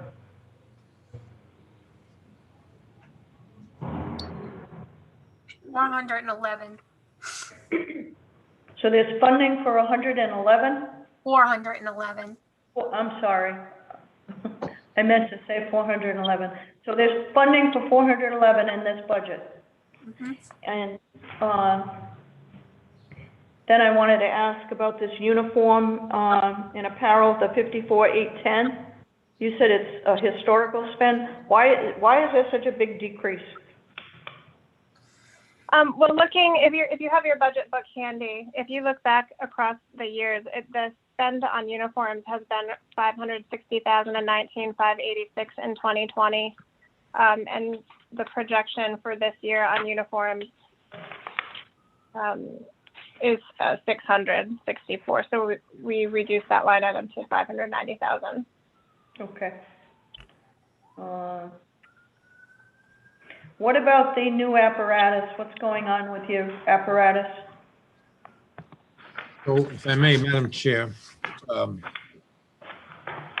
year ago, we started a $15 million master lease capacity, and given the market conditions and the extraordinary low interest rate, when the needs of the department came forward based on a report that was prepared in part by the fire union and accepted by the administration and agreed upon, we found additional capacity upwards of $5 million that got us, at least by taking the last several out of service vehicles, or at least the vehicles that were aged the oldest and out of service, would understand that we would revisit that situation in the next year or two, depending upon the budget. And that next year actually was the 22 budget. I would say that while we had not planned on master lease capacity until we could get at least into the 23 budget, because another year of debt service slides off, what I did with the commissioner is I left the door open that should market conditions continue as they have, and they've been outstandingly fantastic. If I may, Madam Chair, if I could digress for a moment. On Tuesday, we priced the school bond that this council adopted at the request of the administration. 2.14% total interest costs with $23 million in premium, which paved the way to match the school pay-go requirement that we had to revolve $10.5 million in cash and establish a capitalized interest fund for 2 years of debt service, and covered the underwriting cost, and returned an additional $3 million to the project. So rather than $160 million, $163 million. That's absolute historic conditions. And I say that because that's the way the market is moving. I have pledged to the department that all things considered, and perhaps before this budget process is complete, if we're able to find additional capacity as a result of debt service reductions or debt service opportunities, we will revisit that. And while we while it doesn't need a budgetary hearing, it will need a separate hearing on any lease borrowing ordinance. But the door is wide open for that discussion. I have assured the commissioner and fire leadership that I will continue to look at that. And we'll pledge that it's all about the safety of the personnel, first and foremost, and then the safety of our citizens. So it is not lost upon the administration or myself, but any opportunity that the borrowing costs permit us to do that, we will in fact do that. So the master lease was increased by $5 million to purchase new trucks for the fire department. Is that correct? That is That's a correct. true statement? That is correct. That is Okay. correct. I see hands up, and I apologize. Councilman Taylor, I think you were first. Do you have some questions? Yes, I have a few. Thanks, Madam Chair. While we're on the trucks, so we're getting from that lease, I believe it's 9 new trucks plus the special hazards was a grant. So we don't know if we're planning on getting any, like we should be on a program, like once a year, we should be getting a new truck because in say, well, the way the city goes, another 20 years from now, we'll have 10 trucks that all need replacing. Right. So we should be on a every year replacing either an engine or a ladder or, you know, whatever we can look at. So I would hope that, I didn't see any money in here for that. And you just mentioned about the master lease, but I would hope that we would be looking into that. So if I may, Councilman, if I may, first of all, expenditures associated with capital equipment would not appear in a line item of the budget other than in the non-departmental known as debt service and master lease. I want to just say for the record that we manage the debt service of the city very skillfully, and we wait for the opportunity. As soon as there's a lease payment or a debt service payment that expires or matures, we do recapitalize those funds to put back into capital acquisition. So it's my intention, with market conditions being what they are, it doesn't have to be a direct savings in the debt service for me to come to that conclusion. If I see any budgetary opportunity that would lead me to believe that we could borrow again, given the historic conditions, let me assure this council that we will do that, because the paramount is the safety of the fire personnel. And we've pledged that when we approved the $5 million lease, and we will honor that commitment going forward. Okay.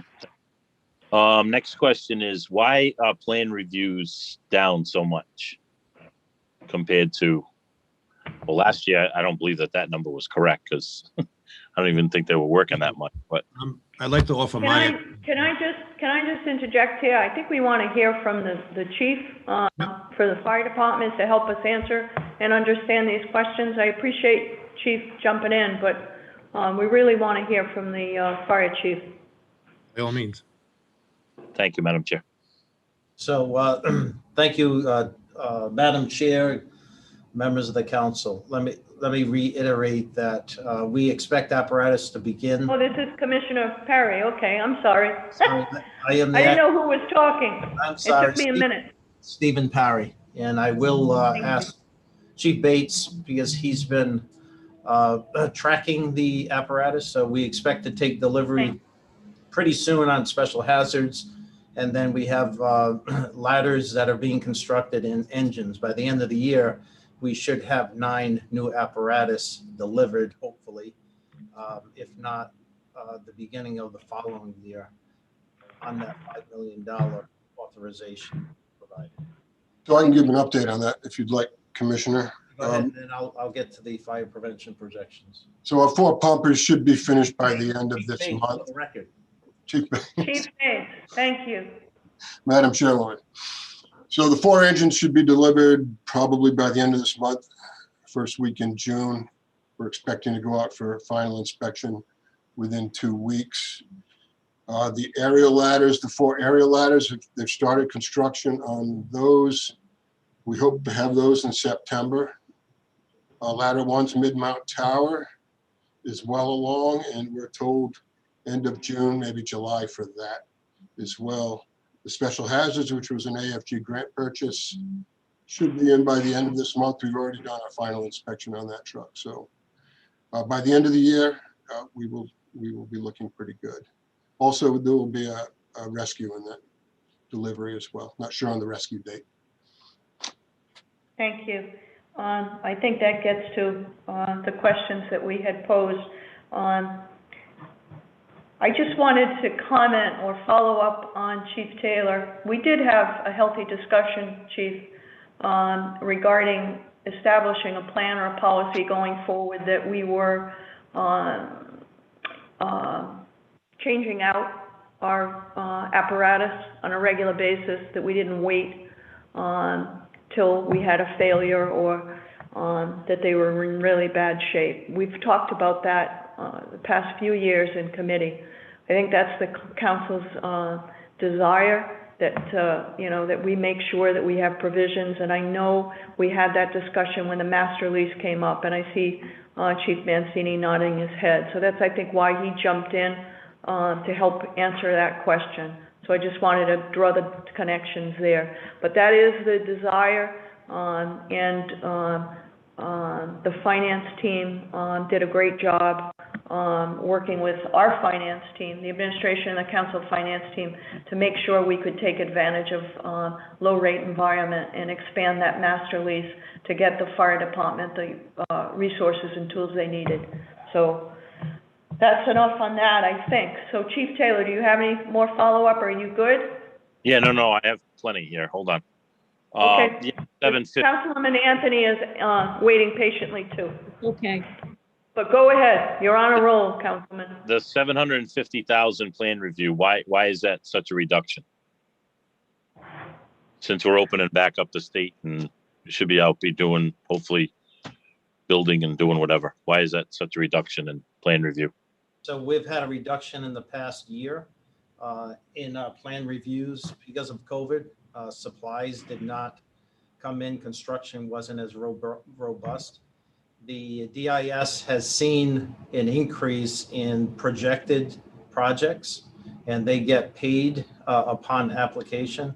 We don't get paid until the process is brought over to the fire prevention plan review, and our payment lags behind. They're showing an uptick in fees from DIS. We are projecting what we're projecting. We think it's reasonable.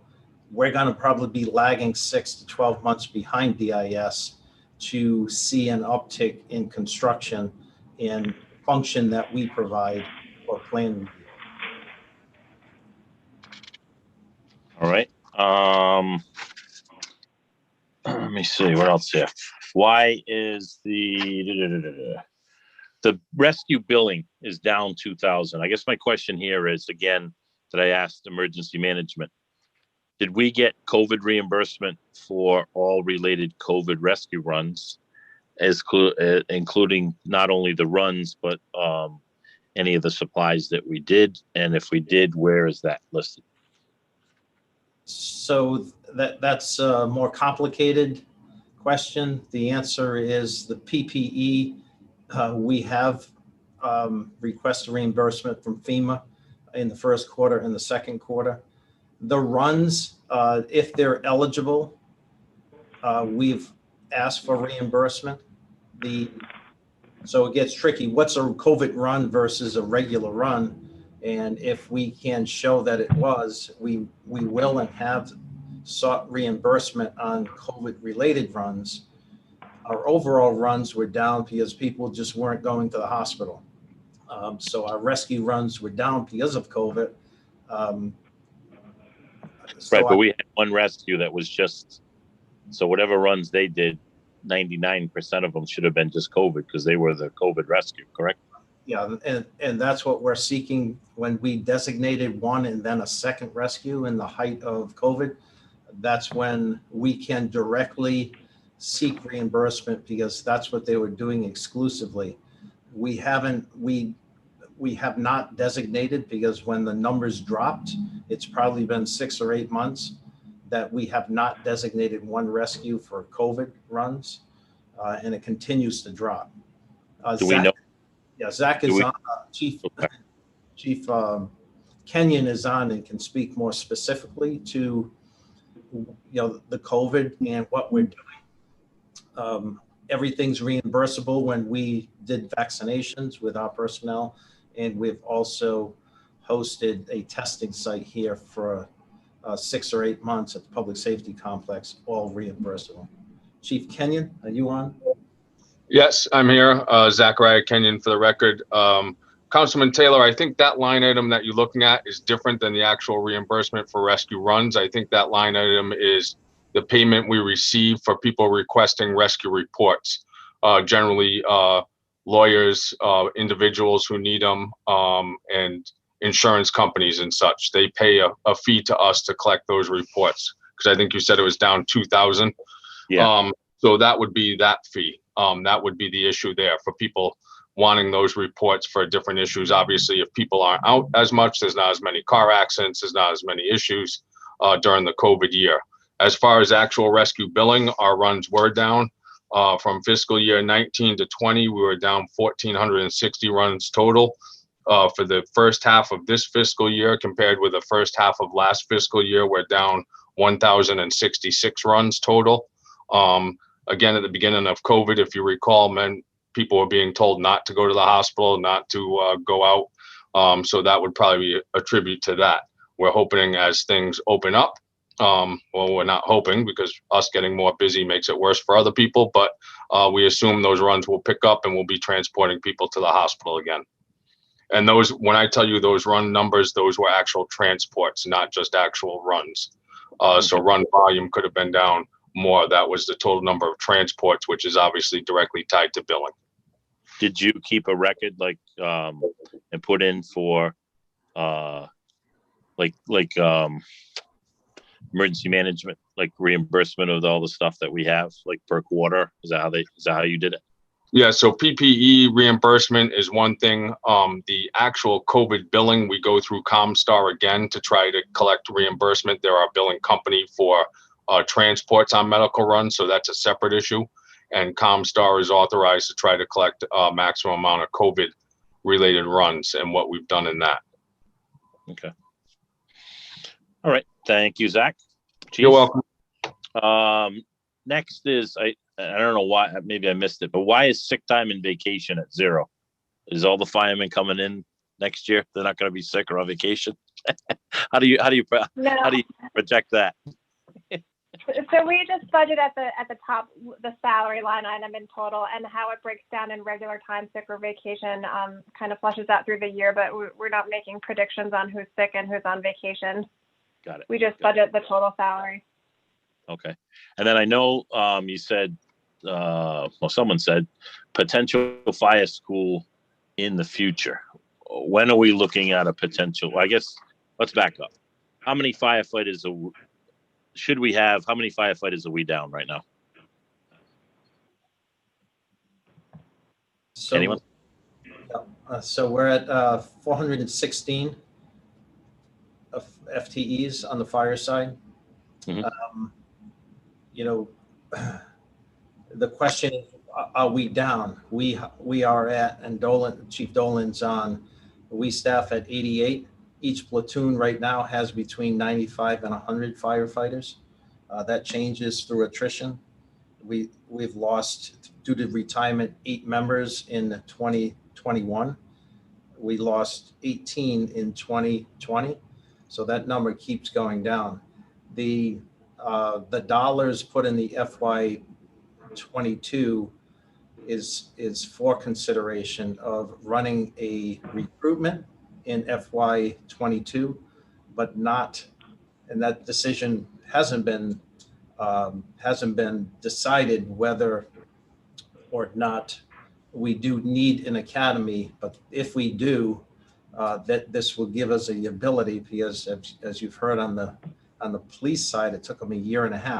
Typically, it should take us 6 to 8 months with recruiting and all the tests leading up to the academy. That seed money would provide us the opportunity to run that recruitment process in 22 and then start the academy potentially in FY23. How many firefighters do we expect to retire because of age this year? So we have 8 mandatory retirements in 21. we have 116 that are eligible in 21. We have 9 that face mandatory in 22, 10 in 23, 10 in 24, and 4 in 25. And eligible runs about the same number, between 100 and 115 to 120 for each of those years. So just to recap, this calendar year, 8, next calendar year, 9, 10, 10, and 4. We know they need to retire because it's mandatory retirement. Right, but okay, so if we had 18 in 2020, and then 8 and 9, that's 17. So we're at the end of next year, we will be 35 down. Plus, if the contract year, and depending on how the contract goes, we could lose. We could lose the whole 116 because they're eligible. I don't think we will, but we could. So I think we should be thinking about, again, like I said, on the police side, we should be thinking about academy every year instead of making it 50, that we do a 20 or 25 school this year and then a 20-25 school next year, just to prepare for a lot of firemen are not going to want to pay more copay or whatever if that comes up in the agreements, which it did in the police, and they're going to end up leaving, and we could be anywhere from 35 to 135 down. So I think we should look into doing an academy. And I know you said that the money is here for the 300,000 for a potential, but what doesn't make sense is the educational material is like $9,000. It's like $30,000 less. So that's not taken into consideration of school, and neither is the uniforms, because the uniforms would be higher, especially if we're going to have a school. So this money would be used for recruitment, not for those other items that would need to be budgeted once we run an academy and put firefighters on. Right, but I'm saying the 300,000 budgeted, but we didn't budget because the 590s for the current firefighter. We didn't put in there the extra, however many you're going to put in a school. Understood. And the last couple things. Hold on just one second. Chief Mancini, you wanted to make a clarification there? No? Not a clarification, Madam Chair, just that I think the Commissioner Chief has basically stated, and with due respect to Councilman Taylor, it has yet to be determined if an academy would be in order. But if it is, the first step is recruitment, and the bulk of those dollars would be dedicated for that. That's what I think the line should be, line of question and answer should be. Okay. Thank you. Chief Taylor, please continue. Last things. One is rescue. I think I said this last time. The fire rescue technician, we're allowing 30, but we're funding 32. I think that should be corrected to 30. I know last time it was 30 and 33. And the internal order can correct me if I'm wrong on that. In the supplemental, personal supplement, it says rescue. We'll look into that. We'll look into that, Chief. Okay. And then the last thing I've said for the last 7 years is that I will not be voting for the contract if the fire chief is in there. The mayor has come out and said already that there's no need for fire chief. They were going on 7 years at $175,000. If you figure that out, it's $1.2 million. We don't have a fire chief, and we don't have $1.2 million to show for it. So I think we need a fire chief. I've said it all along. I don't agree that the commissioner is an acting fire chief, or we're violating the charter. It says 90 days. He's been acting now for going on 7 years. No offense, but he's not qualified as a fire chief. And I don't think that we should be taking the extra money, especially, and I'm going to get to that when we get there, that the salary review did not raise the commissioner's pay. So we should not be moving that 40,000 of him as an acting chief. And again, I'll bring up Mr. CFO. If the commissioner retires, can you tell me what he's going to get for a pension? Will it be the fire chief, or will it be the commissioner? Because we have one at 128 and one at 175, which I believe is wrong too. I think that should be down to And the internal audit knows that, but I think that should be down to whatever the salary review board said. It would be based on the final average compensation, which is calculated by the 4 highest years out of the last 10. Including sick time and vacation time? Any time that is pensionable, compensable compensation. That's per in bargaining though, correct? That's per the retirement ordinance. Okay. But we are violating, Mr. CFO, we are violating the charter by going over the 90-day rule, correct? Acting rule on the record. If you're asking whether or not the charter say that the person can only act for 90 days, yes or no? Yes. Are we violating by having the fire chief act in a 7-year capacity or 6-year? I would defer to the solicitor. Mr. Solicitor? Okay, hold on here. Well, no, I would like to get an answer because I keep saying it. Okay, Chief. Okay. Mr. Solicitor, would you be able to provide some guidance on this question? I think you're muted, sir.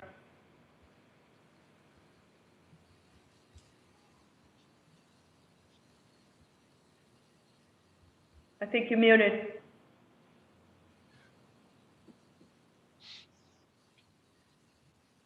Is he muted? He's not muted. I don't know if his volume's down. Is your volume down? We can't hear you. Can't hear you.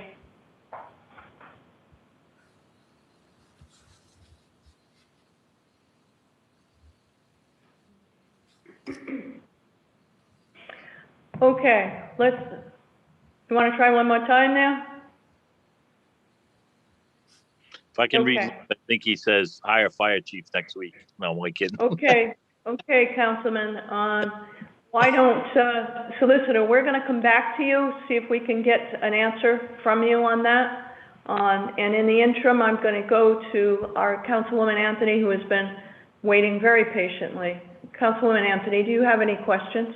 Yes, thank you so much. I guess I'm just, in terms of the fire academy, I don't understand why it is that I understand, the need to, if somebody thinks we need to have, why is that decision not already made? And because we're allocating recruitment money in the amount of 300,000. So I guess I'd like some clarification on what we're waiting for, or what's going to be the deciding factor.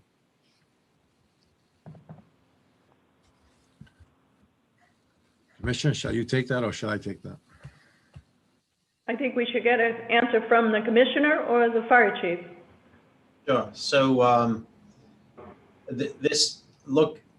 we may need to run one. We haven't yet got to the point where it's clear that we need to put an academy in. There's a lot of factors here. We see that the mandatory number is set, but we're a relatively young department. And so I don't believe we're going to have numbers of 50 or 60 retire just by virtue of the age of the department. I know they're eligible, and I know there's concern if there's a contract in this next fiscal year, but we're not at that point where right now that we are in need of running an academy and replacing people that have not retired. Okay. That may change, and if it does in a significant way, we got to hire firefighters because we're not, the callback is going to be high. I'm not sure we're there yet. Okay, that really does clear it up. I just couldn't understand why it was, what would have to happen to make that decision. And what you're saying is you don't know how many firefighters are going to retire this year for whatever reason. Sorry for the confusion that I created prior, to explain what the plan is. No worries, no worries. And then the other question, I just was wondering why the educational materials have dropped significantly by 75%. Why, and what are those educational materials? I'll ask my deputy, Elaine Richards, if if she doesn't have the specific answer, I know she put together a lot of this budget, then Chief Dolan, I'd ask him to respond. I don't have that answer. So Elaine, do you or Kevin? Chief Dolan, do you want me to answer that, or do you want? No, I'll answer it. So last year we had a change in our promotional exam materials. And when we do that, we have to supply all new books to each station. Each station has to have a set of the correct promotional books. So we had a committee last year. They changed 3 to 4 books, and we had to re-up the library at the Division of Training Plus in all the stations. So this year we've remained the same. So the cost of the materials has gone, the educational materials has gone down. Okay. And then that won't change for another 3 to 5 years. Yeah, we don't change it on a yearly basis. It's generally a committee that comes up after so many promotional exams, and then it gets revisited. Sorry for jumping in. Commissioner, I just have one more question, and it is a follow-up to the chief, to Councilman Taylor's question. I just thought I'd give you the opportunity to answer the question, what is going on with the recruitment of the fire chief? Yeah, so I hear Chief Taylor and I hear others that a fire chief is an important position. I continue to recruit. I haven't been successful. As I said in the past, I can get a chief tomorrow. He's not going to be the right chief for the department. And so I continue to seek for, the right chief to take over the fire department. And I'm active in that effort. I'm doing it. And I've not even consulted, I've spoken with candidates. And I continue to. So that's, that's where we're at. As I said, we can have a fire chief, appointed tomorrow, but I'll guarantee it's not going to be the right person, and it's not going to suit the city nor the department. And I understand that. I guess I just would ask, with 7 years have passed. So is it a salary issue? Is it a experience issue? What is exactly the reason we can't seem to find the right person? As best you can tell us. Yeah, well, I had some battalion chiefs out of New York City that were interested. And once they looked at the taxes that they were going to be, the income tax here in the state, they declined. So you have that going on. And then, we do not give contracts. And so it's hard to get somebody to become a fire chief, and subject to, a turnover quickly.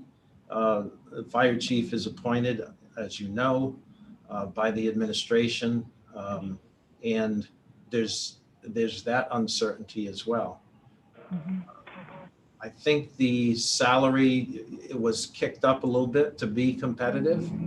I think in that range, and I don't know where it's at now, if it's at 175 or so, the salary is relatively competitive. I don't think that in of itself is a barrier, but those are the factors. I had local people, and the local people that I thought were qualified to become fire chief didn't have the protection to remain in that position for a longer period of time. And so, it's all of those factors that have caused a challenge in finding the right person to come in. Thank you very much, Commissioner. Thank you, Councilwoman, for your questions. Commissioner, I want to just jump in on this same topic. I know you hired a recruiter to try to find a fire chief some years ago, and we paid for a recruiter. Do we have a recruiter engaged now? Do not. So we're not paying a recruiter. We're not actively pursuing to fill this position? I continue to recruit and talk to people. How are you trying to fill the position? Is the position posted anywhere? It is, I don't think it's posted. I'm not sure if it is. So how do you expect to fill a position if it's not posted? Well, this position requires a reach out and people aren't just going to apply. And over 50 applicants when we had a recruiter and we had it posted. That didn't yield anyone that was suited for the position. Is there still a committee that reviews a candidate for consideration for this position? No, we never had a committee. I thought you testified at one point, I believe last year or the year prior, that there was a committee that would review and then you would have the final decision. Is that not true? It's not true. Maybe I misunderstood that. Do you work with the HR department in the city? Yeah, very closely. Okay. I don't know, I just unmuted it. Oh, wonderful. Okay. So we're going to come back in just a second to our solicitor. If you just hold on, don't push any buttons. So right. I'm confused on this topic. I think we all are confused because there's a fire chief that's been in the budget. It's currently budgeted for this year at $175,000. That's the budget that's been put before us, but the mayor has publicly stated he's not hiring a fire chief. And you're saying that you're actively recruiting. So what's the disconnect here? And, please explain to us what's going on because it makes no sense.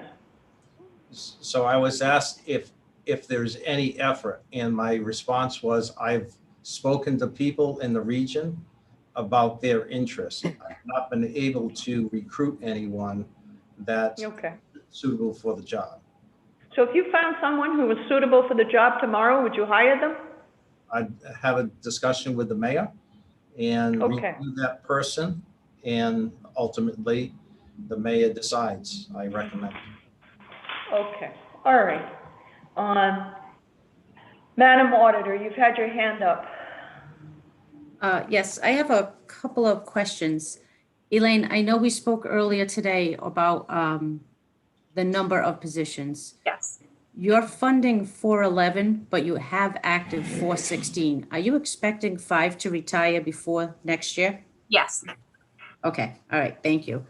And if I could make a comment about the funding of the fire chief and the fire captain EMS. The fire department has made a battalion chief, a DAC as an EMS chief. Therefore, that position is no longer needed. The fire chief, at this point, I blame the finance department. You look at the trend of all the past spending and you eliminate it. This is the only position you haven't done that with. So at this point, it's the finance department's issue, not the public safety department's issue. You are the ones who are supposed to manage the budget, manage it. That's unbelievable. Thank you, Madam Auditor. I would like to go now because he now is able to be heard. Our solicitor who is with us on Kevin McHugh under the name of Kenny Cheverini. Can you hear me now? Yes. Okay. Yes. Can't see me, but you can hear me. That's better. Can't see you, but we can hear you. Sorry about that. That's quite all right. The charter provides that no one may serve in an acting capacity beyond 90 days. So if anyone is serving in an acting capacity beyond 90 days, it's a violation of the charter.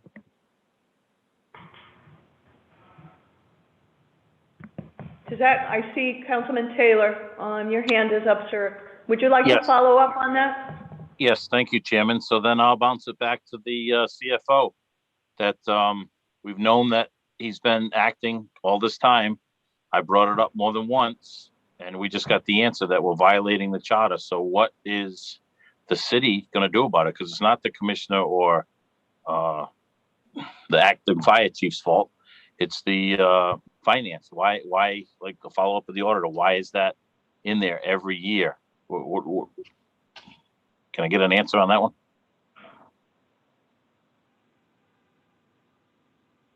We've already bounced it over to the city solicitor. The city solicitor said it's in violation, clear as the law. So it's 90 days. So again, why is it in there? And I will ask Madam Chair if we can strike it out of there this year. If we don't have a fire chief by the time we got this budget done by June, then I would like to have that taken out of, I'd like to take it out now because of violating the charter. Why wait another 30 days? But that's what I recommend. Take it out because we're violating the charter. We've known it, and I can't get an answer from the CFO. And we just got an answer. Thank you, Ken Cheverini / Kevin McHugh for that answer. Thank you, Councilman, for your question.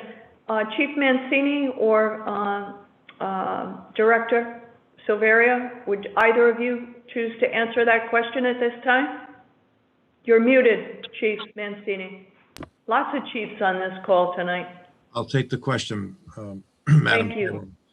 And respectfully, in respect to Councilman Taylor's question, I did not bounce it to the solicitor. I respectfully refer it to the solicitor for the legal interpretation, as that's his job. This is a matter that will be taken up with the Director of HR and the legal department. And at that time, if they make a decision, the finance department will act accordingly. As to the reason why it continues, I don't know if Councilman Taylor was a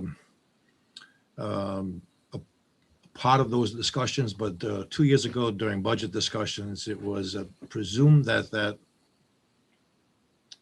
salary would continue and there was no opposition. Whether the issue was raised directly during those negotiations that there was a charter violation, I don't recall that, but I know that Councilman Taylor has brought it up on occasion. And with respect, sir, I would defer this now back to the HR department and the law department.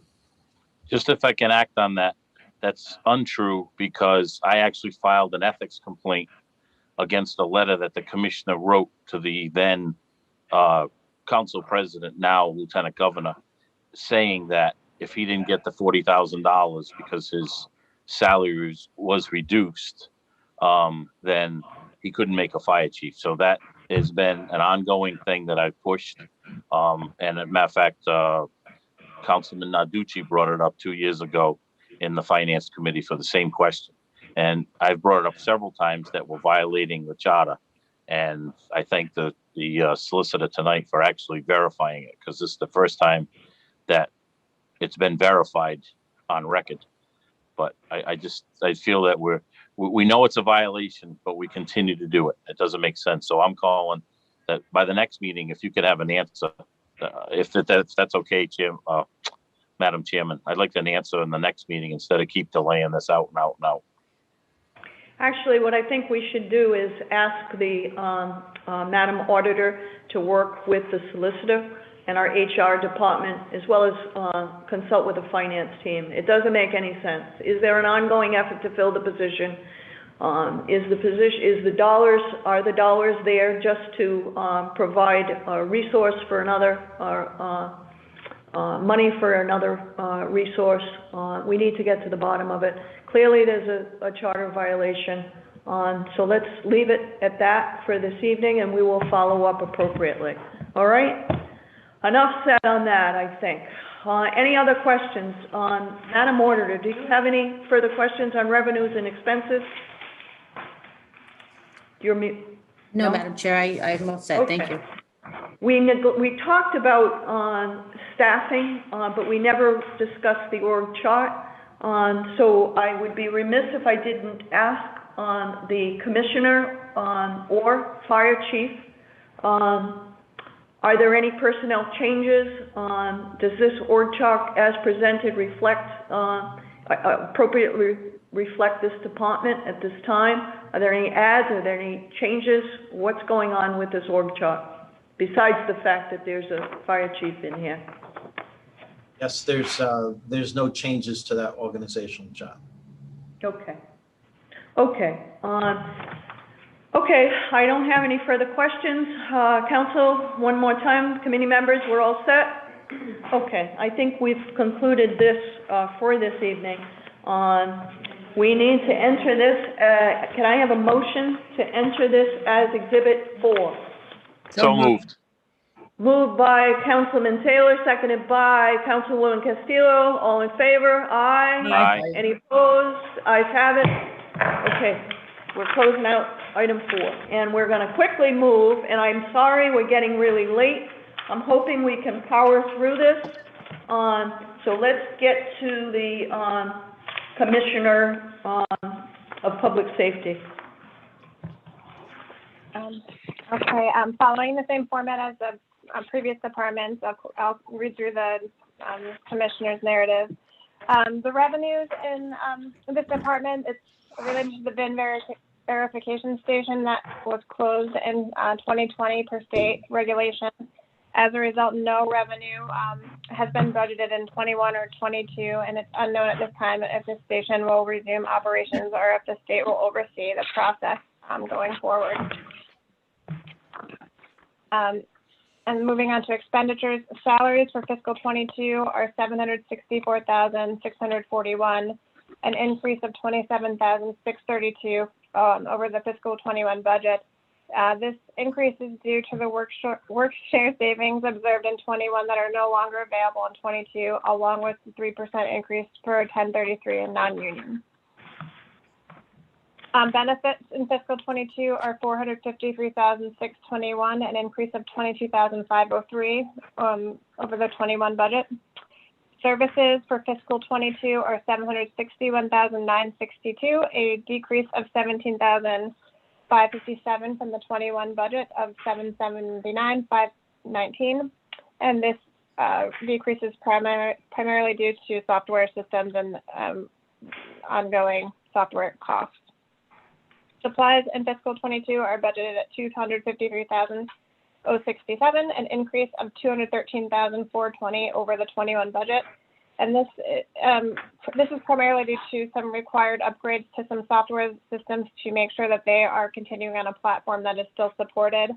And there's also a request for a large format printer that will plot and map crime data by region. And there are no expenses or budget in the area of capital in this budget.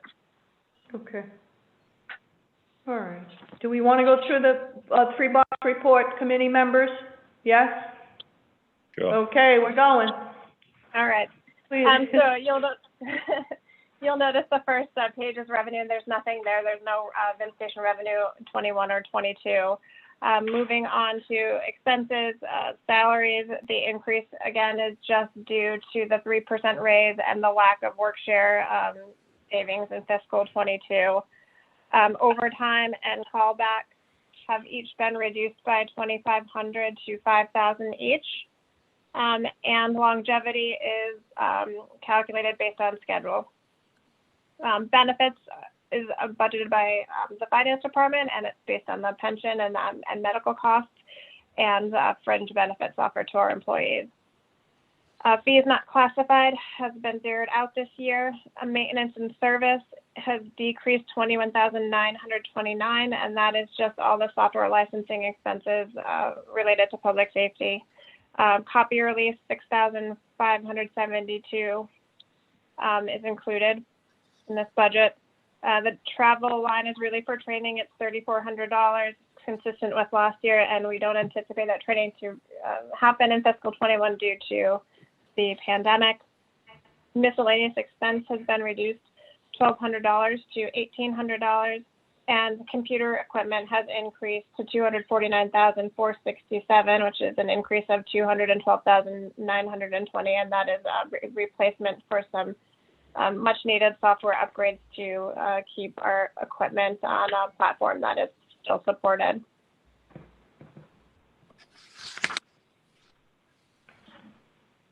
And any questions, I'm happy to answer, and I'll defer to the commissioner in more detail. Actually, I'd like to ask about the computer equipment. The increase in computer equipment is significant, and I remember seeing computer equipment or software, I'm not sure, in the master lease. So is this in addition to what's in the master lease? What's going on with that? Elaine, This is, oh, sorry. go ahead, Sarah. Sorry. Oh, no, it's just a large portion of that, more than half is an upgrade to a new version of a software. We're running into a place where that software is no longer supported. And so it could potentially create like security issues. So we really need to have that done in fiscal 22. I'm happy to provide more information to your internal auditor if you have more questions on that. So I guess what I'm asking again is, thank you for that. Is this included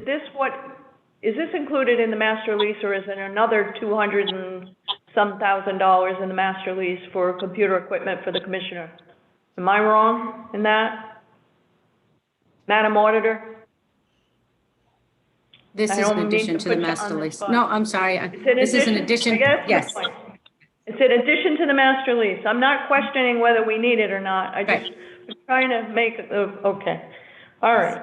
So, that's that one. Can we ask, the VIN verification? So the VIN operation is no longer in existence, but there's 2 employees. Is that correct? And what are they doing if it's not operational? One retired, so we have one. He has been reassigned. The state took over the VIN verification through COVID. So we have not been doing any VIN verification, and we don't project to be doing a VIN verification in 22. I don't know what the state's plan is. They'll have to change the law because the law requires municipalities to offer VIN verification, but the state took on that task with COVID, and we don't expect it to be thrust back on the municipalities. Okay. Councilman Taylor, you have your hand up. Yep, just one thing. I'd like to verify with the internal auditor that the salary review just met and they came back with no raise for no increase for the commissioner. So that should be at 128. Is that correct, internal auditor?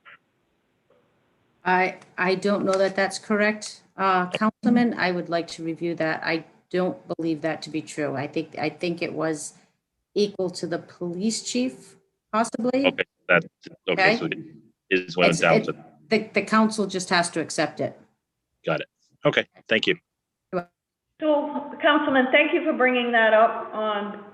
The auditor and I did have a conversation about making sure we review the budget as a whole and make sure that the salary review commission recommendations are being followed appropriately. So we're going to do that. That'll be a global review of the whole budget. So thanks for bringing that up. Thank you. Any other questions on, I kind of skipped over the computer because I was thinking there was a double allocation there on the computers. Could someone, Commissioner, could you please explain, I heard the finance director articulate that it was a security issue for your computer system, but what computer system do you use and why it's a security upgrade, but for what reason? Yeah, so this isn't for personnel in the commissioner's office. This is an IT person that works in the commissioner's office. And this is for the upgrade and security issues with all our mobile terminals in our police cars and across the platform. So Elaine can be more articulate about. Well, she's shaking her head no, so. She cannot. So I'll have to follow up with the internal auditor as to what exactly that $200,000 upgrades. I can tell you right now. Deputy Commissioner, please. Yes, I can. So these are actually upgrades to the licenses all across public safety. They expired. It's to bring them to, it's about 550 licenses across public safety for Microsoft Office that our licenses expired in 2020. And This was originally requested last year, and it was put forward because of budget restraints. And it has to be done because it's end of life. So it's to upgrade all of the licenses in public safety for Microsoft Office. Okay. Madam Auditor, do you have any further questions? Any other questions? No, Council, I'm all set. Thank you.